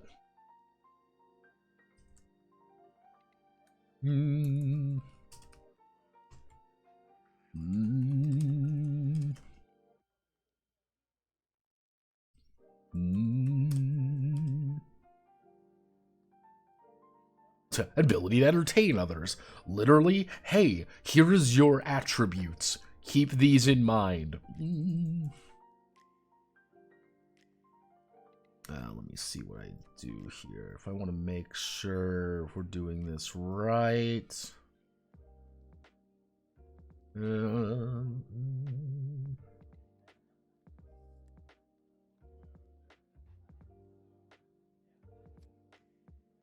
Okay.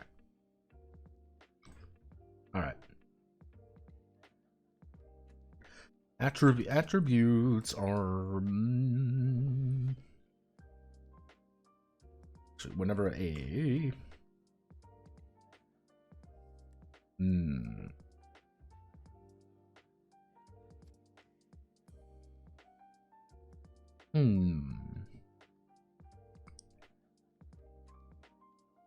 Let's actually okay, you know what we're going to do? We're not going to think about it. We're going to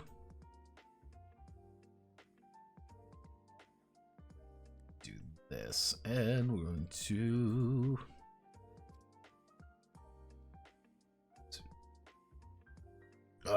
Actually, what we should do is we're going to take this sorted paragraphs. Sorted paragraphs is the best extension because you can just click that button and it makes life a lot easier. Evasion, melee, parry, ranged, resolve.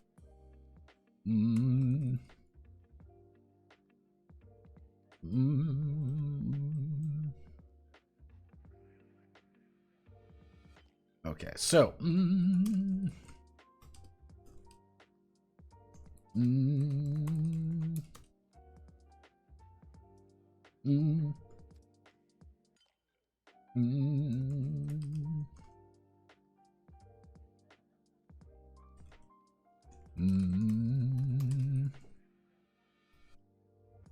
with all R, let's see, this gladiator skill with all R.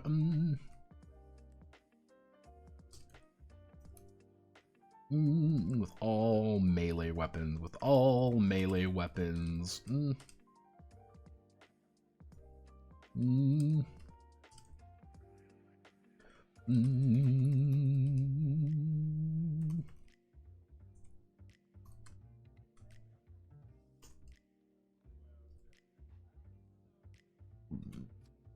Range.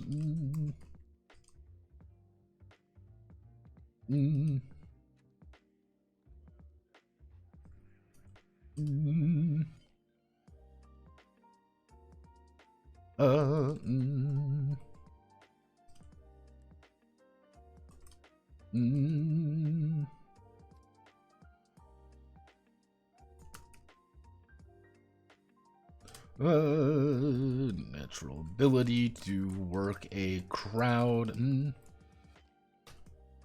know, this is all a gladiator is at the end of the day.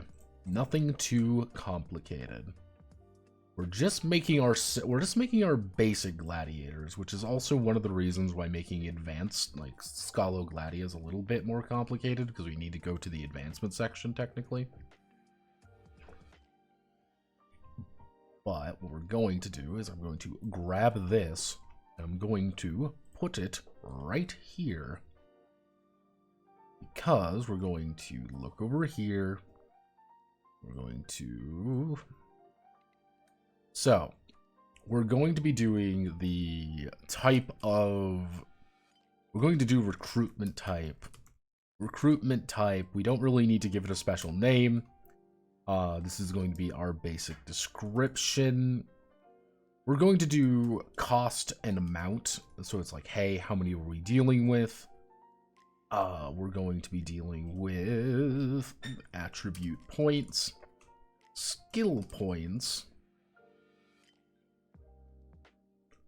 and actually, I guess that's all we really need to worry about. There we go.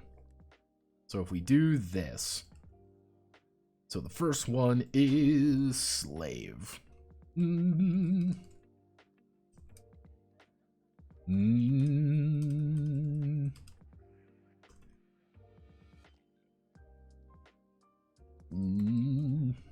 Actually, I should do we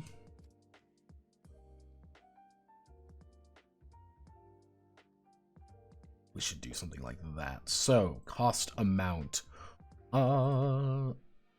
Guess it would be 100 gold a slave. Attribute points. You have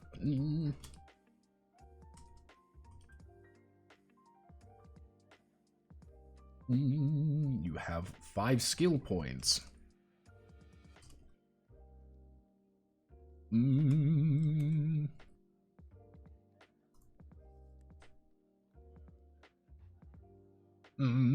Buyout is 2d6 times 100. So, the idea behind the buyout is simple. You roll, cool, 5. He needs 500 gold to buy himself out of slavery. That's all he needs.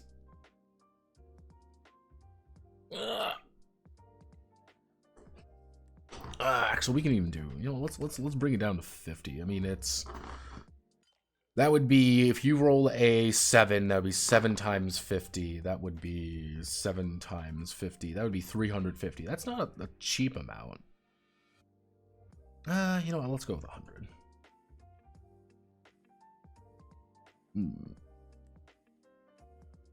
Actually, we will do...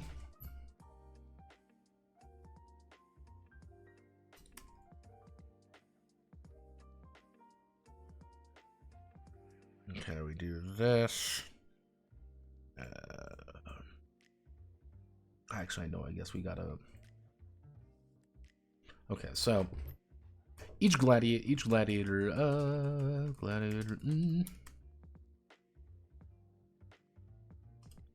is recruited differently, representing their background. Yeah, the first aspect is the cost and amount of gladiators purchase per spending that amount. For spending that, the first aspect is, let's see, the first aspect is per spending that amount. Actually, these are measured in groups or heads. A group is a number of aspirants who heed the call when, let's see, a group is a number of aspirants who heed the call when when the gold is spent. Let's see, who heed the call when the gold is spent to. Who heed the call when the gold is spent, representing those willing to.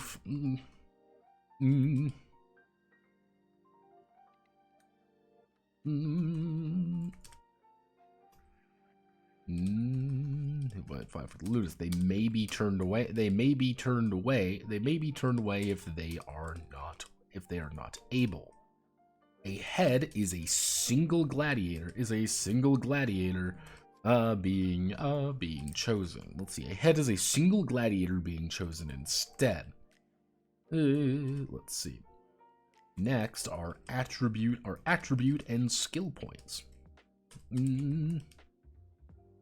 These will be either distributed or randomized. Distributed points reflect the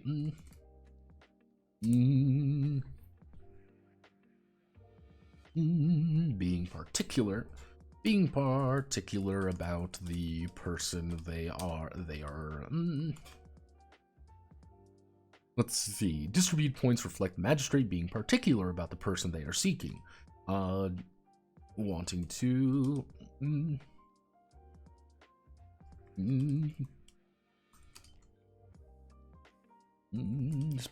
spending points for what they want. Spending points for what they want. Randomized points are rolled when the gladiator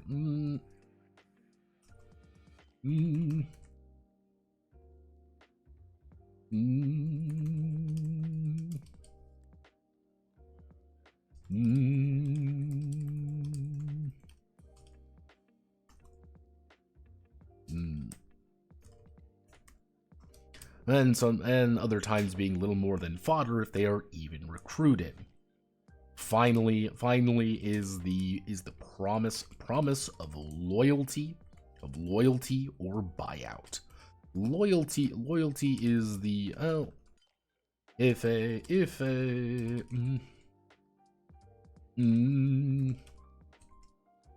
their loyalty, then they will have a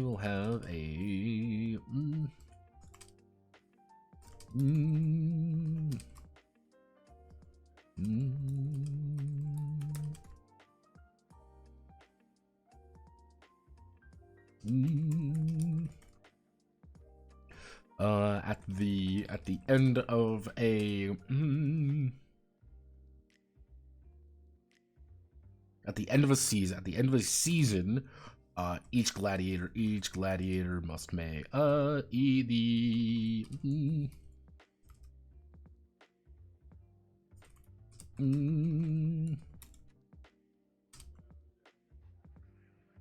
Must make a loyalty respect.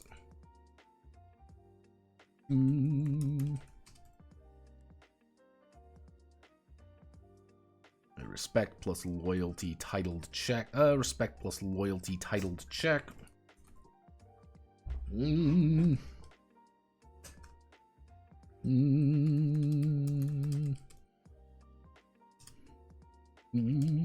Buyout is buyout.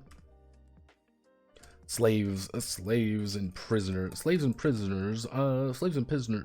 do not have loyalty. Instead, they have buyout. The buyout is the amount.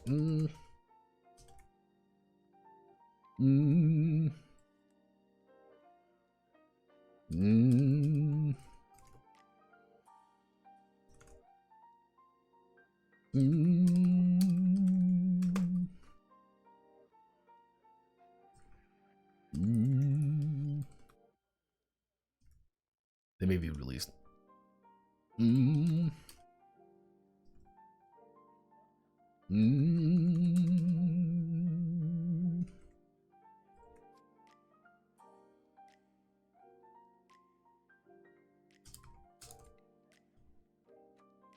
Let's say once they are bought out, they may choose to become a free agent.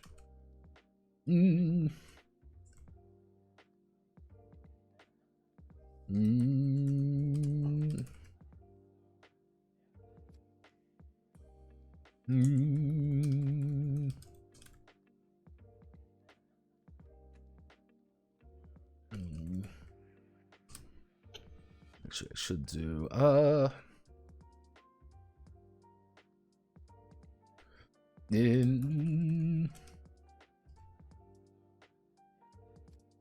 important note as well. Important note is also their cut, which is the amount of winnings they are due at the end of a match. There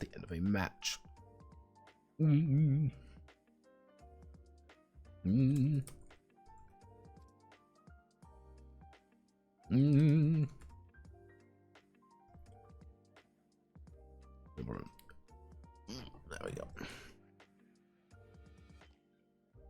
There we go. So, slave, cost amount, and then we would do below. It would be cut. They earn exactly 20%. They earn a solid 10%. They earn 10% of whatever you make. So if you make 100 gold off of them, they get 10 of it. Actually, we can do 25%. Yeah. So that'd be, they earn 25% of whatever they make. They make 100 gold, they get 25. Okay. Distribute, actually it would be distribute 10. No, we do distribute 10. Distribute 5 skill points. We do something like that. Remember, though, these Slavers Guild get these guys super fucking cheap.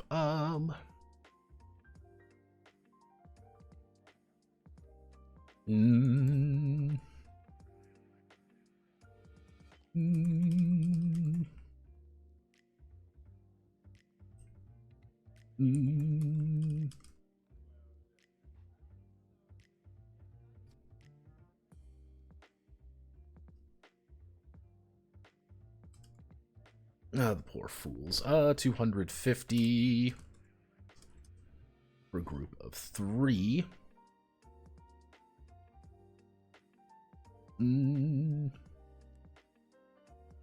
don't know if how I want to call, like, they get 50% of their winnings. However, let me do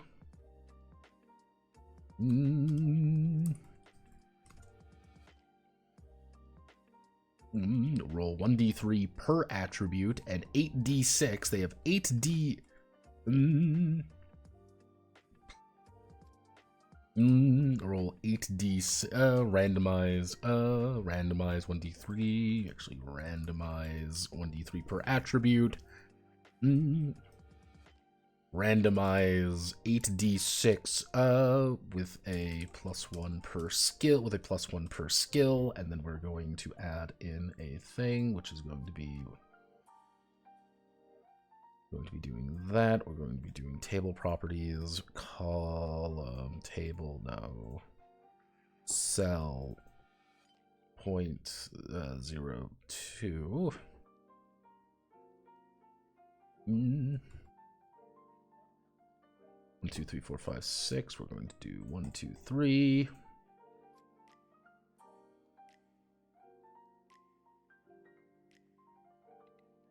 This is a very convoluted part of this. This is a very convoluted part, but it does technically work. So what it would be is, if we go up to our skills,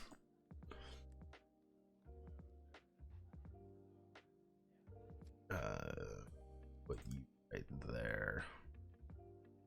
So I'm going to forget almost immediately because I have evasion, melee, parry, ranged, resolve, showmanship.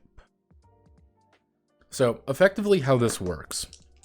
This is a little bit of a weird idea, but it's the best way I could make it random without it being, you know, taking forever. So let's just do like an 8d6 roll, like 8d6. So with this 8d6, what is our you know, skills? Like what does this mean? So if we bring that here, we look first. Do we have any 1s? No. We have 0 evasion. How many 2s do we have? We have 1, 2.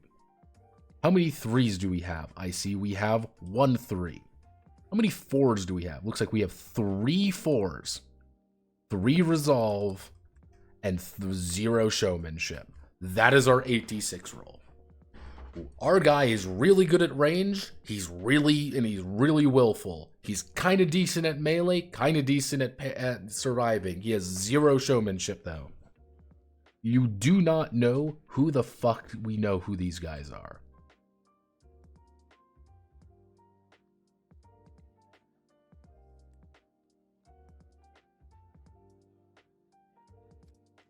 Like, it feels like I don't quite know like the best way of wording it. That's why I'm like, it's 25%. If you're a freeman, you get 50%. Like, I don't. This cut system might change. I'm actually gonna leave a note for myself. You know what? Let's leave a note for myself. Dependent on winnings, because it kind of depends on winning. Because I want to have the idea that if you use a slave a bunch, that should be a. I wouldn't say a threat. Like that, I wouldn't say it's a threat, but I would say it's a possibility that they just buy themselves out without you thinking about it. You're like, shit, but the guy I want to train to do this is buying himself out. And that's something that you and the GM can come together and be like, hey, GM, I want to keep this guy. He's like, he's going to be a free man. Being like, okay, make me this check. Let's see how you do. Oh, you succeeded perfectly? Cool. He's gonna keep working for you, but he wants his full cut now. That's a cut he wants. This works pretty well. It did mean that certain skills got cut down pretty drastically, but it does technically work. They just have loyalty. They don't even have a bonus to loyalty. You just have to manage their loyalty, because that's all a freeman really wants.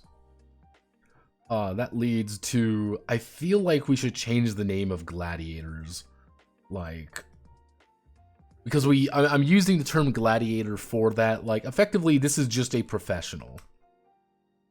Like, this is a free agent professional. I have the idea of free agents being their own thing. Because the idea of a free agent is, let's say you have a freeman. You have this freeman, you get him up to like rank 3 or rank 4, and then you fuck up a loyalty test, and then he leaves. That freeman is now a free agent. Another player can go to him and pay an amount of money to recruit him. So your guy that you worked on can go to the stable of someone else. And that's kind of the idea of a free agent. I don't really know, like, I don't know how to word this. Like, the gladiator is a gladiator.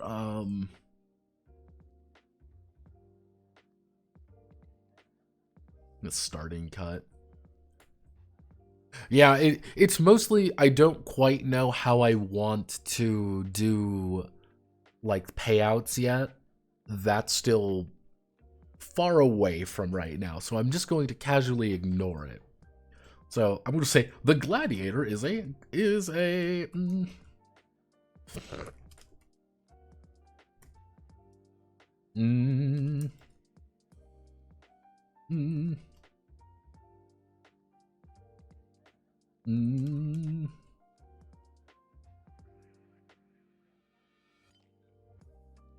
the gladiator himself is 800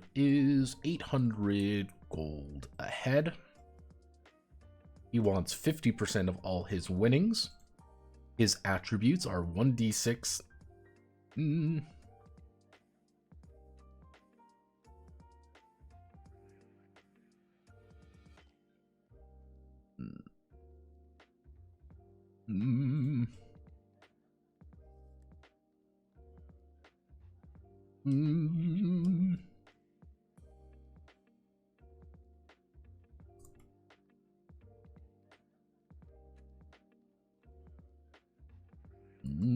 And then skill points, 70, randomized 76 plus 2 per skill. So again, if we were to do this like with this guy,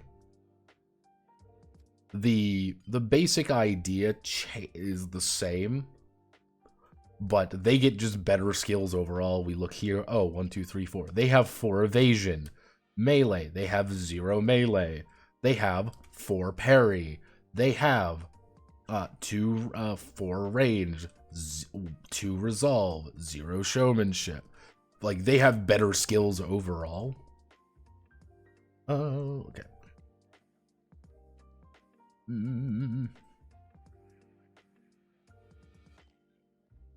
I should actually put a... You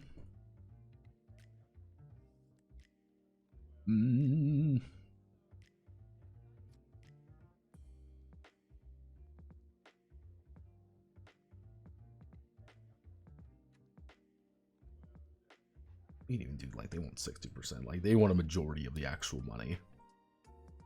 Because they know they're good. Then we would do soldier.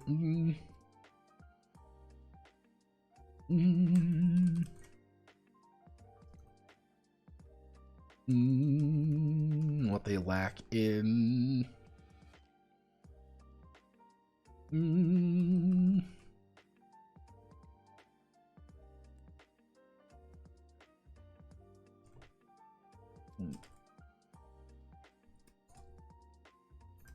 They make about 4 in gladiatorial experience. They make for 600 for 3. They want 50% because that is what they do. They actually have the Freeman thing. They have 1d3 per attribute. However, they have 12 skill points. Distribute 12 skill points. They just have loyalty, and they begin at rank 2.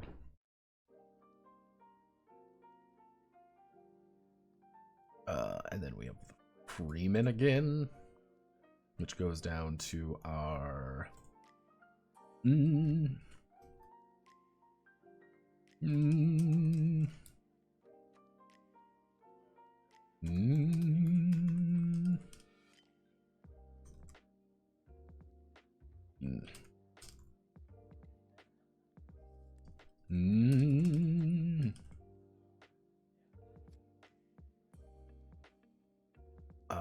They are 200 gold, which is a group of 3. Cut, they get a cut of 10%. Randomize 1d3, and they have 8d6 for all their skills. And their buyout, they have a buyout value of 3d6 times 50. So at most, their buyout can be something like 900 that they will never make. Why? No. Okay.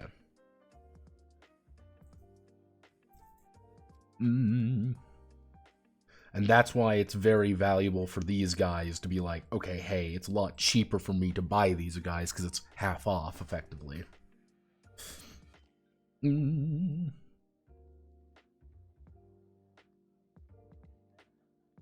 let's do...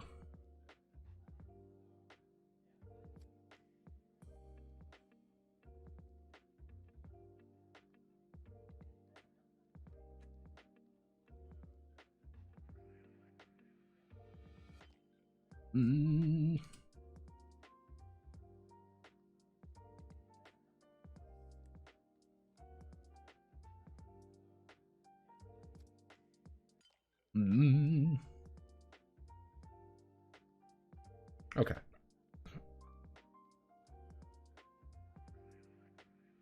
So we do gladiatorial recruitment, and then actually after recruitment, so...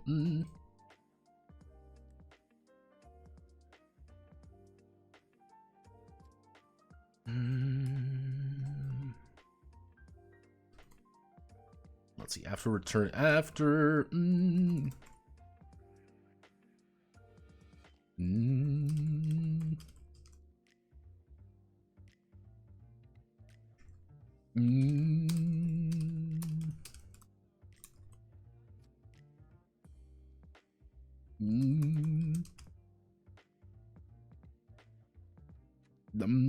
Find other details about the gladiator. Details about the gladiator.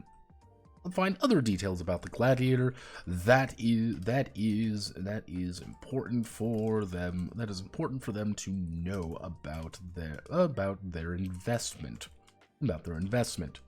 Each gladiator will actually gladiate every, I should say.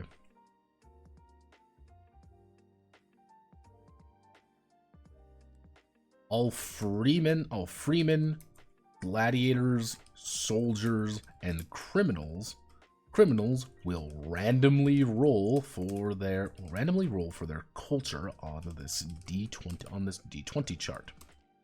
Slaves do not need to roll on the chart. Instead, they may choose whichever they want, and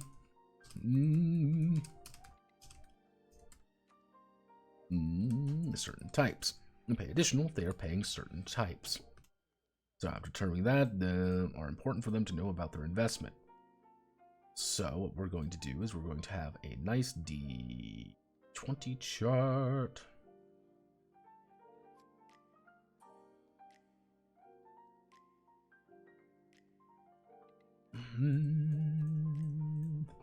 I love charts. 18, 20. When in doubt, if something's a little big,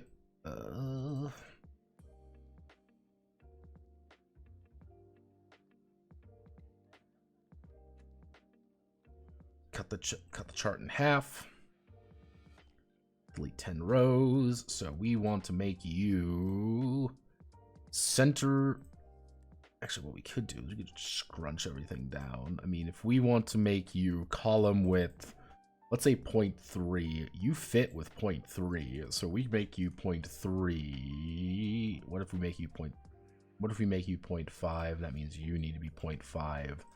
That means we're going to make you 1.5. Actually, what if we just make you 1? That means we can make you 1, and that means we can put you off to the side and put a funny image there. So that brings this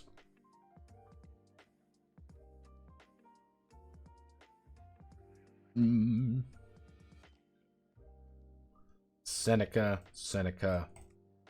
Samari. So Samari, and then we go to Kamta. And Bajan the 14. Bajan.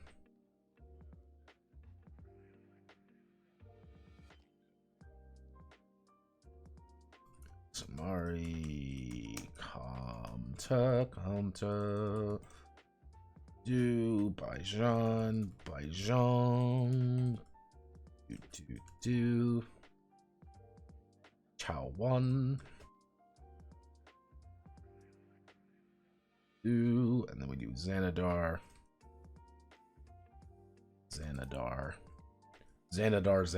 and then an outsider. Literally, you are not from around here. What the fuck are you doing here? Go away. No one likes you.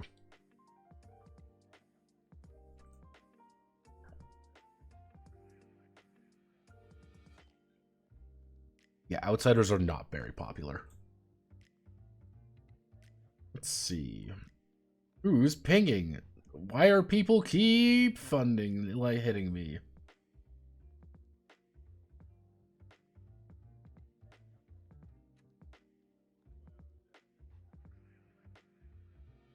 Why? Just because this keep happening.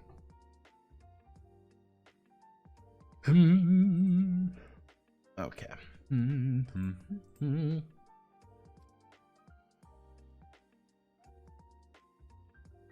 What if I can I make this? Does this work? Yeah. Yee. Come to, let's see how I want to do this.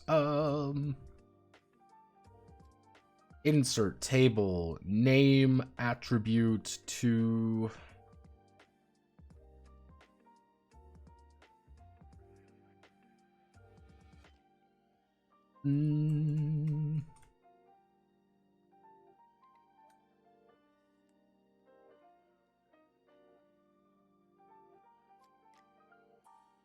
we do this luxurious Roman.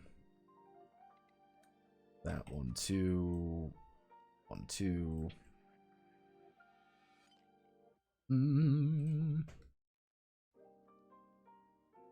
We do Seneca.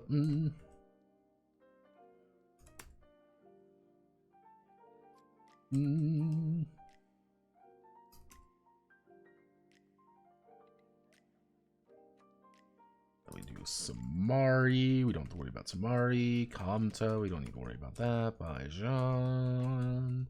Chawan. Xanadar. An outsider, which 50% slave recruitment. Remember, kids, slavery is cool. It's not really cool, but it's funny to say it because we live in a world of comedy. This is not an endorsement, unlike Horace, who wants to invoke hatred of women. You must always remember that Horace hates women. Good times. Let's see. We want to do +1 brawn. +1.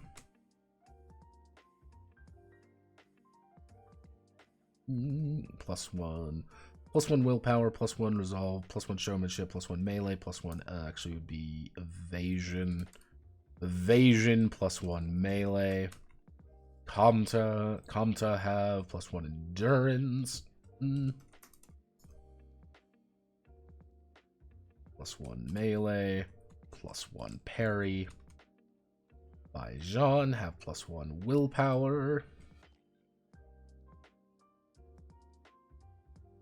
And they have +1 evasion, +1 evasion, +1 parry because they don't want to die. Chao 1 are +1 dexterity. Because they don't want to die. Xanadar have +1. And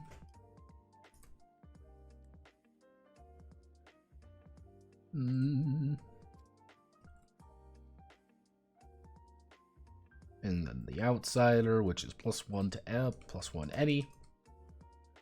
+1 any. Actually, +3.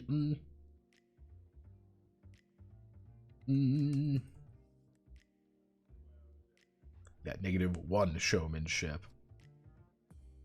Yep, there we go. These are all the cultures. We hit that. Don't mean to do that. Hit that. Hit this. Hit that. Go up 1. There we go. So, I make a really cool gladiator. Wow, he's a Xanadar. This is really good because Xanadar are really good. Hey, he's a Chawan. Hey, he's a Seneca. A Seneca man has decided if I'm buying a slave, I can just say I want a Xanadar. You are going to pay 50% more, but you can get a Xanadar. Horus isn't the only one. Women were a mistake. What? Actually, I should say.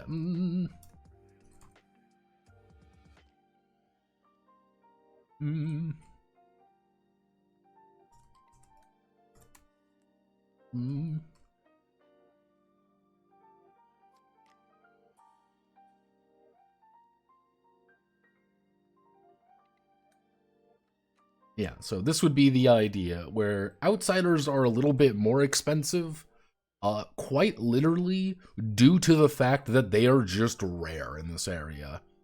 They're just rare.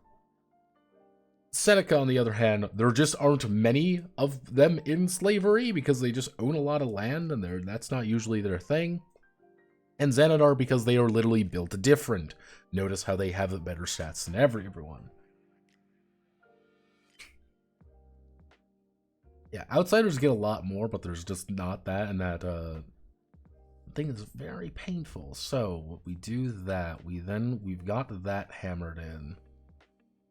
Then we need to do the trait descriptors,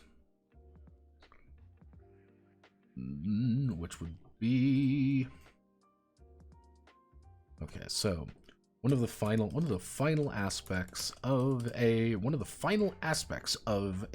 gladiator is determining a randomized trait. Traits reflect features, training, or even just appearances.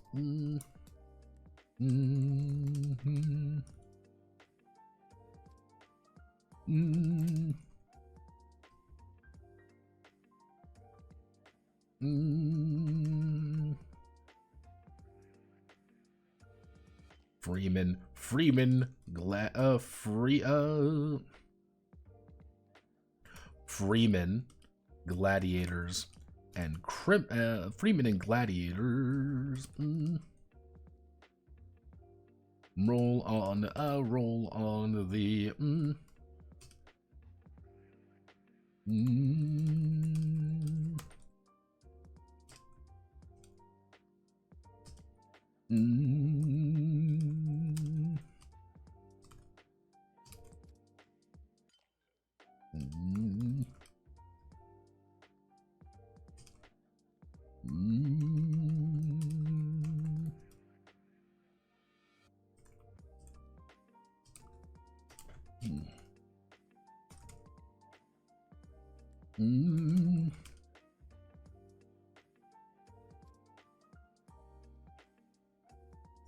Had them locked up in the first place. Each trait is vague. Each trait is vague, allowing the magister to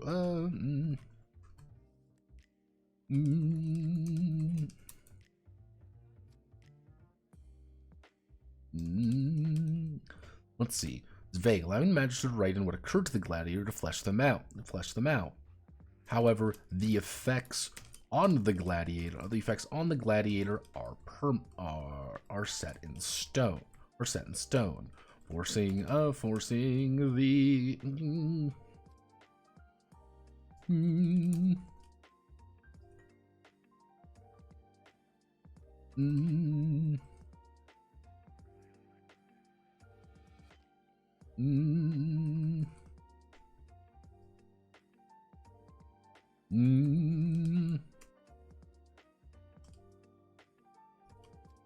let's see. Imagine to make a call on whether a rather good freeman is worth keeping on after their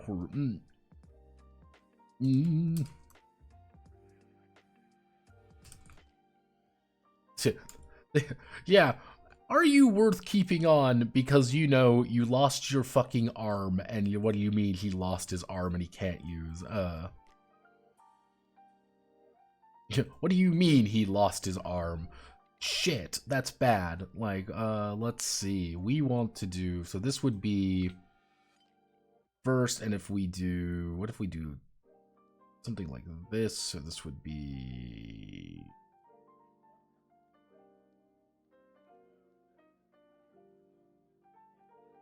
I think I went a little bit too far. We would need to do...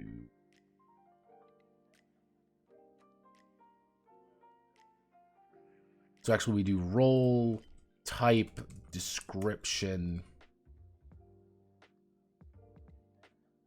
D20, type, description. Type, description, effect. And we get rid of these two. Delete 2 columns. Grab everything here. Whoop.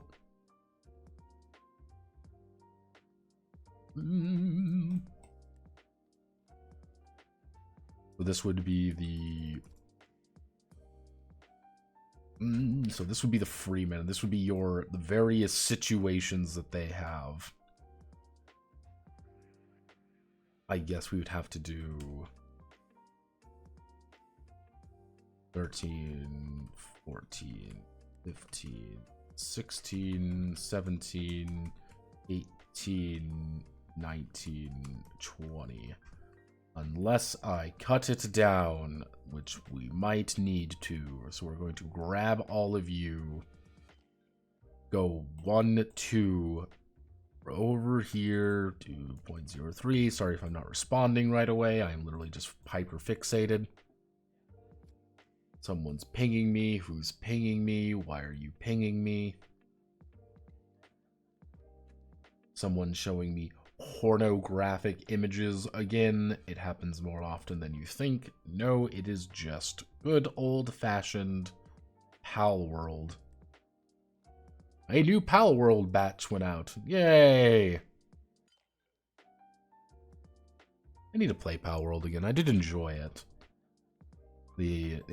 The only problem I have with Pal World is that, like, if you want to get anything in the later sections of that game done, it's like, build 500 of these things. I'm like, that's, like, yay, that's, like, it's not really fun to grind out, but that's just a me thing. It's very, you can definitely tell when this was built as a multiplayer game versus a single player one.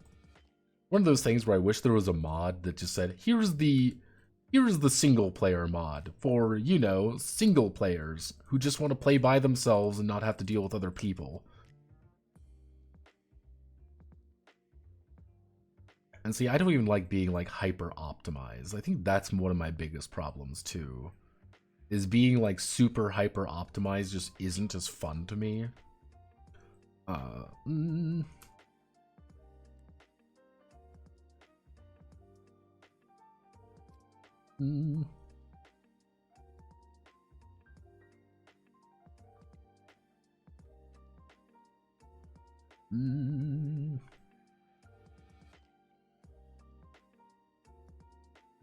Actually, this would be 1-2.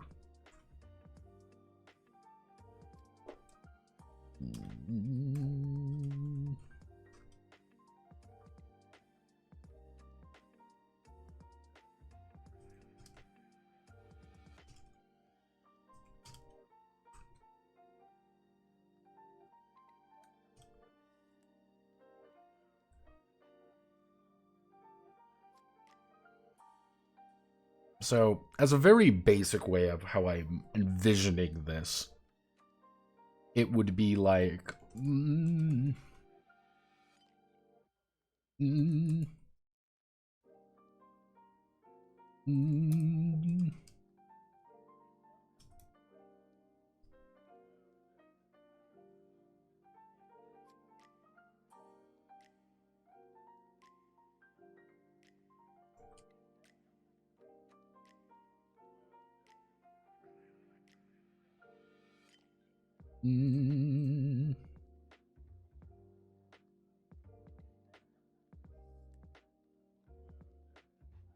Yeah, this would be like one idea, but then it would be like,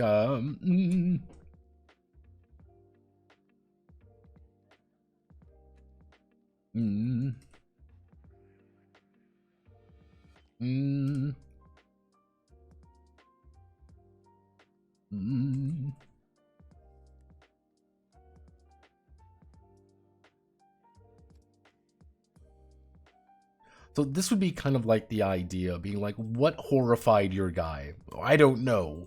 You write it in. You write in what he did. Like, hey, he's a war hero. He's got +1 showmanship and demands 10% of the cut because he's just that famous. And it's like, okay, you write in what he had. What is his thing that he has? You write it in, and life's great. You feel good about yourself.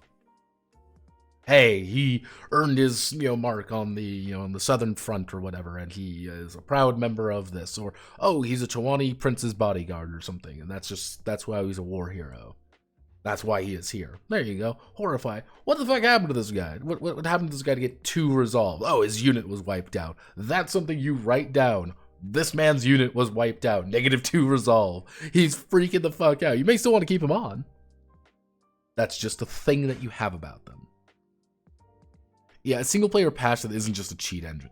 Like, my thing was, if you reduce, at a certain point, I would say like at mid-game, if you cut all the crafting recipes in half, I think that's a good fix.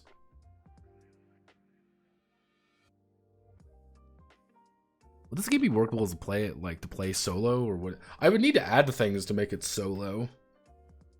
Because the thing for like a solo game that I always find difficult is the oracle. I'm really bad with oracles. Like I've tried to think of like how to make an oracle better, but like in theory you could just play this single player. The big thing there is that you would need an AI for the other gladiators. That would be the big thing. You would need an AI for the other gladiators. But I do plan on like the thing is as well is like I would need to I do plan on having the idea, how do I want to word it, of like, oh hey, here are the other events that are taking place. You don't necessarily participate in them, you just make a check to see how well your guy does or if they fail miserably. That would be like one way, but that's kind of taking a level of abstraction out. But it would be kind of the idea in those is, hey, you're sending your gladiator out to serve in the military for a bit. He comes back and he died. Or, hey, something happened out there. Hey, this is a thing that happens. You don't know what happened to this guy, just roll. Or, hey, he's taking, this is part of a large war front, reenactment, effectively. He's effectively going to be gone for a while. See how well he does. Or, hey, there's a chariot race and things like that. Kind of like influencing that role would be interesting and kind of fun. And like, oh, hey, here's a guy who doesn't really participate in any arena fights or whatever, but he's just my chariot guy because I put him in a chariot, I roll a d20 and see how well he does. That's a little bit too abstracted, so I would need to find a way to do an AI for the enemy gladiators. If I can do that, solo mode's pretty easy for this. Like, that's kind of the big thing there. Like, okay, so yeah, I would just need a lot of these. Like, that's kind of the big thing there, is I would need to find various different things that could go wrong, positive and negative, to roll on and have things occur. But I believe that is all we need at this time. I'm going to hit this button. We've got this. I should put in a...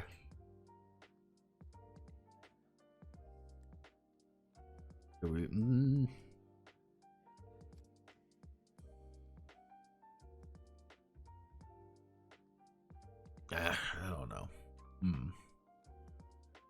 We want to call it there, though. We'll call it there for tonight. I know what I need to do.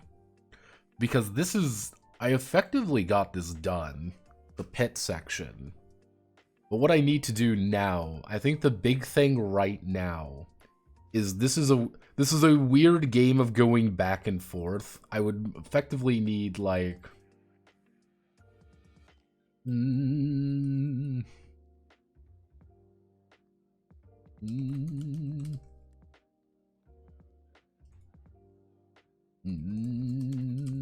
yeah. Like that the weird thing that needs to happen now is, like, I can't really be like, you can outfit your gladiators now, because I don't have the equipment. And, okay, I'm like, okay, I need to go to how combat works. Once combat's done, I can make all the equipment, then I can go back. There's a lot of just ping-ponging in this game, and that happens sometimes with these games. You need one thing to fix another.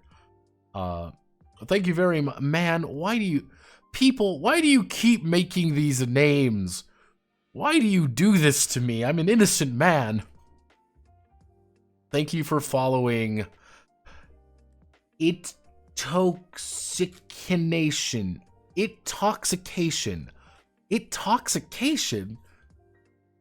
50, 70, Jesus. Very clever name. I was not going with that, though. Like... Every now and again, someone follows, and I just look at it, I'm like, how do you do this? Like, these are a string of letters, and then they're like, oh, it's pronounced Dave or something every time. It's awful. But I think we're making a pretty good beat to this game. This solved itself amazingly well. I might reduce it down to a chart of 10 just because of how open it is. It kind of depends on how I'm feeling. This turned out pretty good. This turned out pretty good.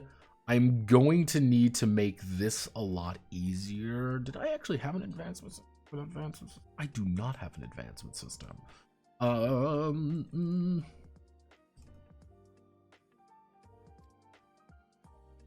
This would be, around.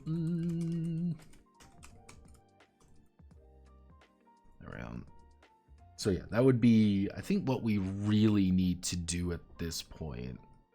I feel pretty good about a Birth of a Ludus to get all our initial gladiators set up, but it's, again, it's ping-ponging. You need to get A done to get B done to get C done, but it's just going back and forth. Solus Insomnium. The Fear and Hunger game, Solus Insomnium, is done. Like, it's available. Like, you can look on my website and you can find it. It's using Notepad D20. Little bit of a weird game.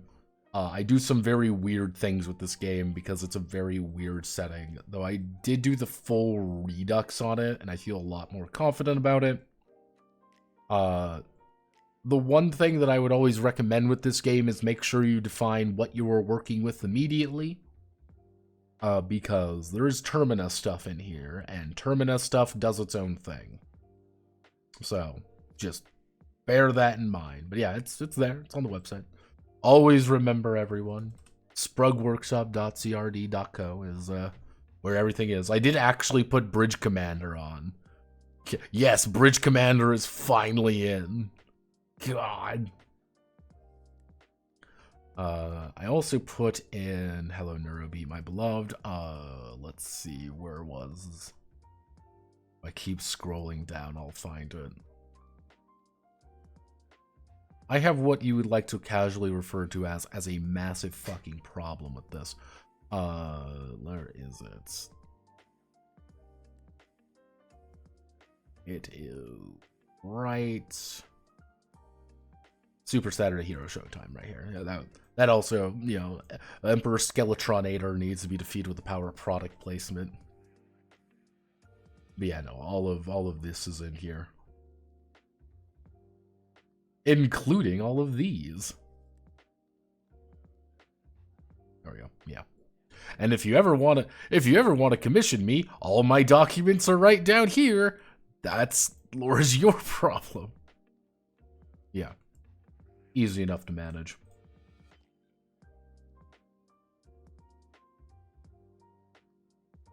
Yeah, the Fear and Hunger. Yeah, there's the by the Chilean. Yeah, there's the it's the Morkborg conversion. I saw that and died a little on the inside. So yeah, no, it's living the dream on that front. Living the dream. Yeah. Pain, agony, even. All right.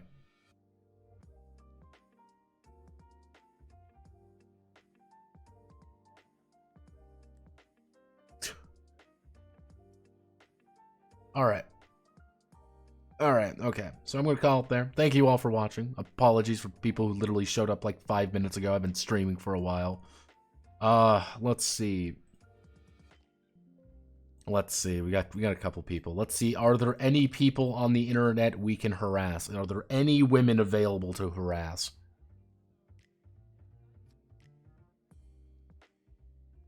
Let's see. Women to harass. Women to harass. Let's see. I mean, we got Spartan. Are there any women to harass? We're gonna we're going to raid VTubers because this is what we do. Because I have a desire. I am injected with adrenaline when I have anime girls say, "Oh, hello, Notepad." And that is the fucking right in the vein, right there. That's the kind of stuff I need. Let's see. And it's always very funny anytime they get vaguely confused by things, every time. Let's see. Do we got anything on VT? WVT, baby. Let's not cute boys. We are extremely... We are... Headpads, let's go! Let's see. Oh, Kurogi's back. Let's see. What's Kurogi's count at? We all love Kurogi. Kurogi is not streaming right now. When was this? 47 fucking minutes ago. She's literally not streaming. Truly, we live in darkened hours. What do you freaking mean she's back? She ain't back. This is 5 months ago. What's the point?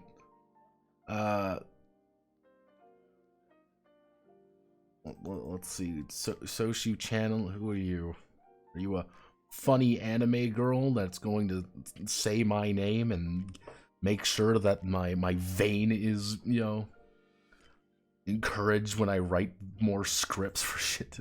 I gotta write scripts still tonight, people. You gotta remember that. I still have to write a script tonight for a very complicated game. I'm ready. It's gonna suck. No Overwatch. No one gives a shit about fucking Overwatch. Mostly me.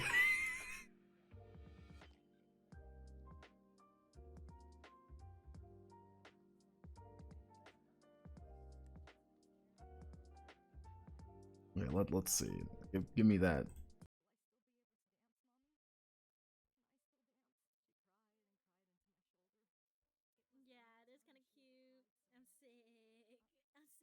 There we go. Okay, that's fine. Okay. Transition off of tabletop role-playing games. Long list of bloodlines. It's yeah. Sometimes it is literally like, okay, here's 9 million things you need to do. It is the most brutal part of any game design situation. All right, we're gonna raid them. Why are we raiding them? Because I can do that. Remember, everyone, we say hello. We are good and friendly people. All right, everyone. Godspeed. Good luck. I'll see you on the other side. I'll probably see you on Friday again. So we will continue being gladiator maxing. I am, as they say, away.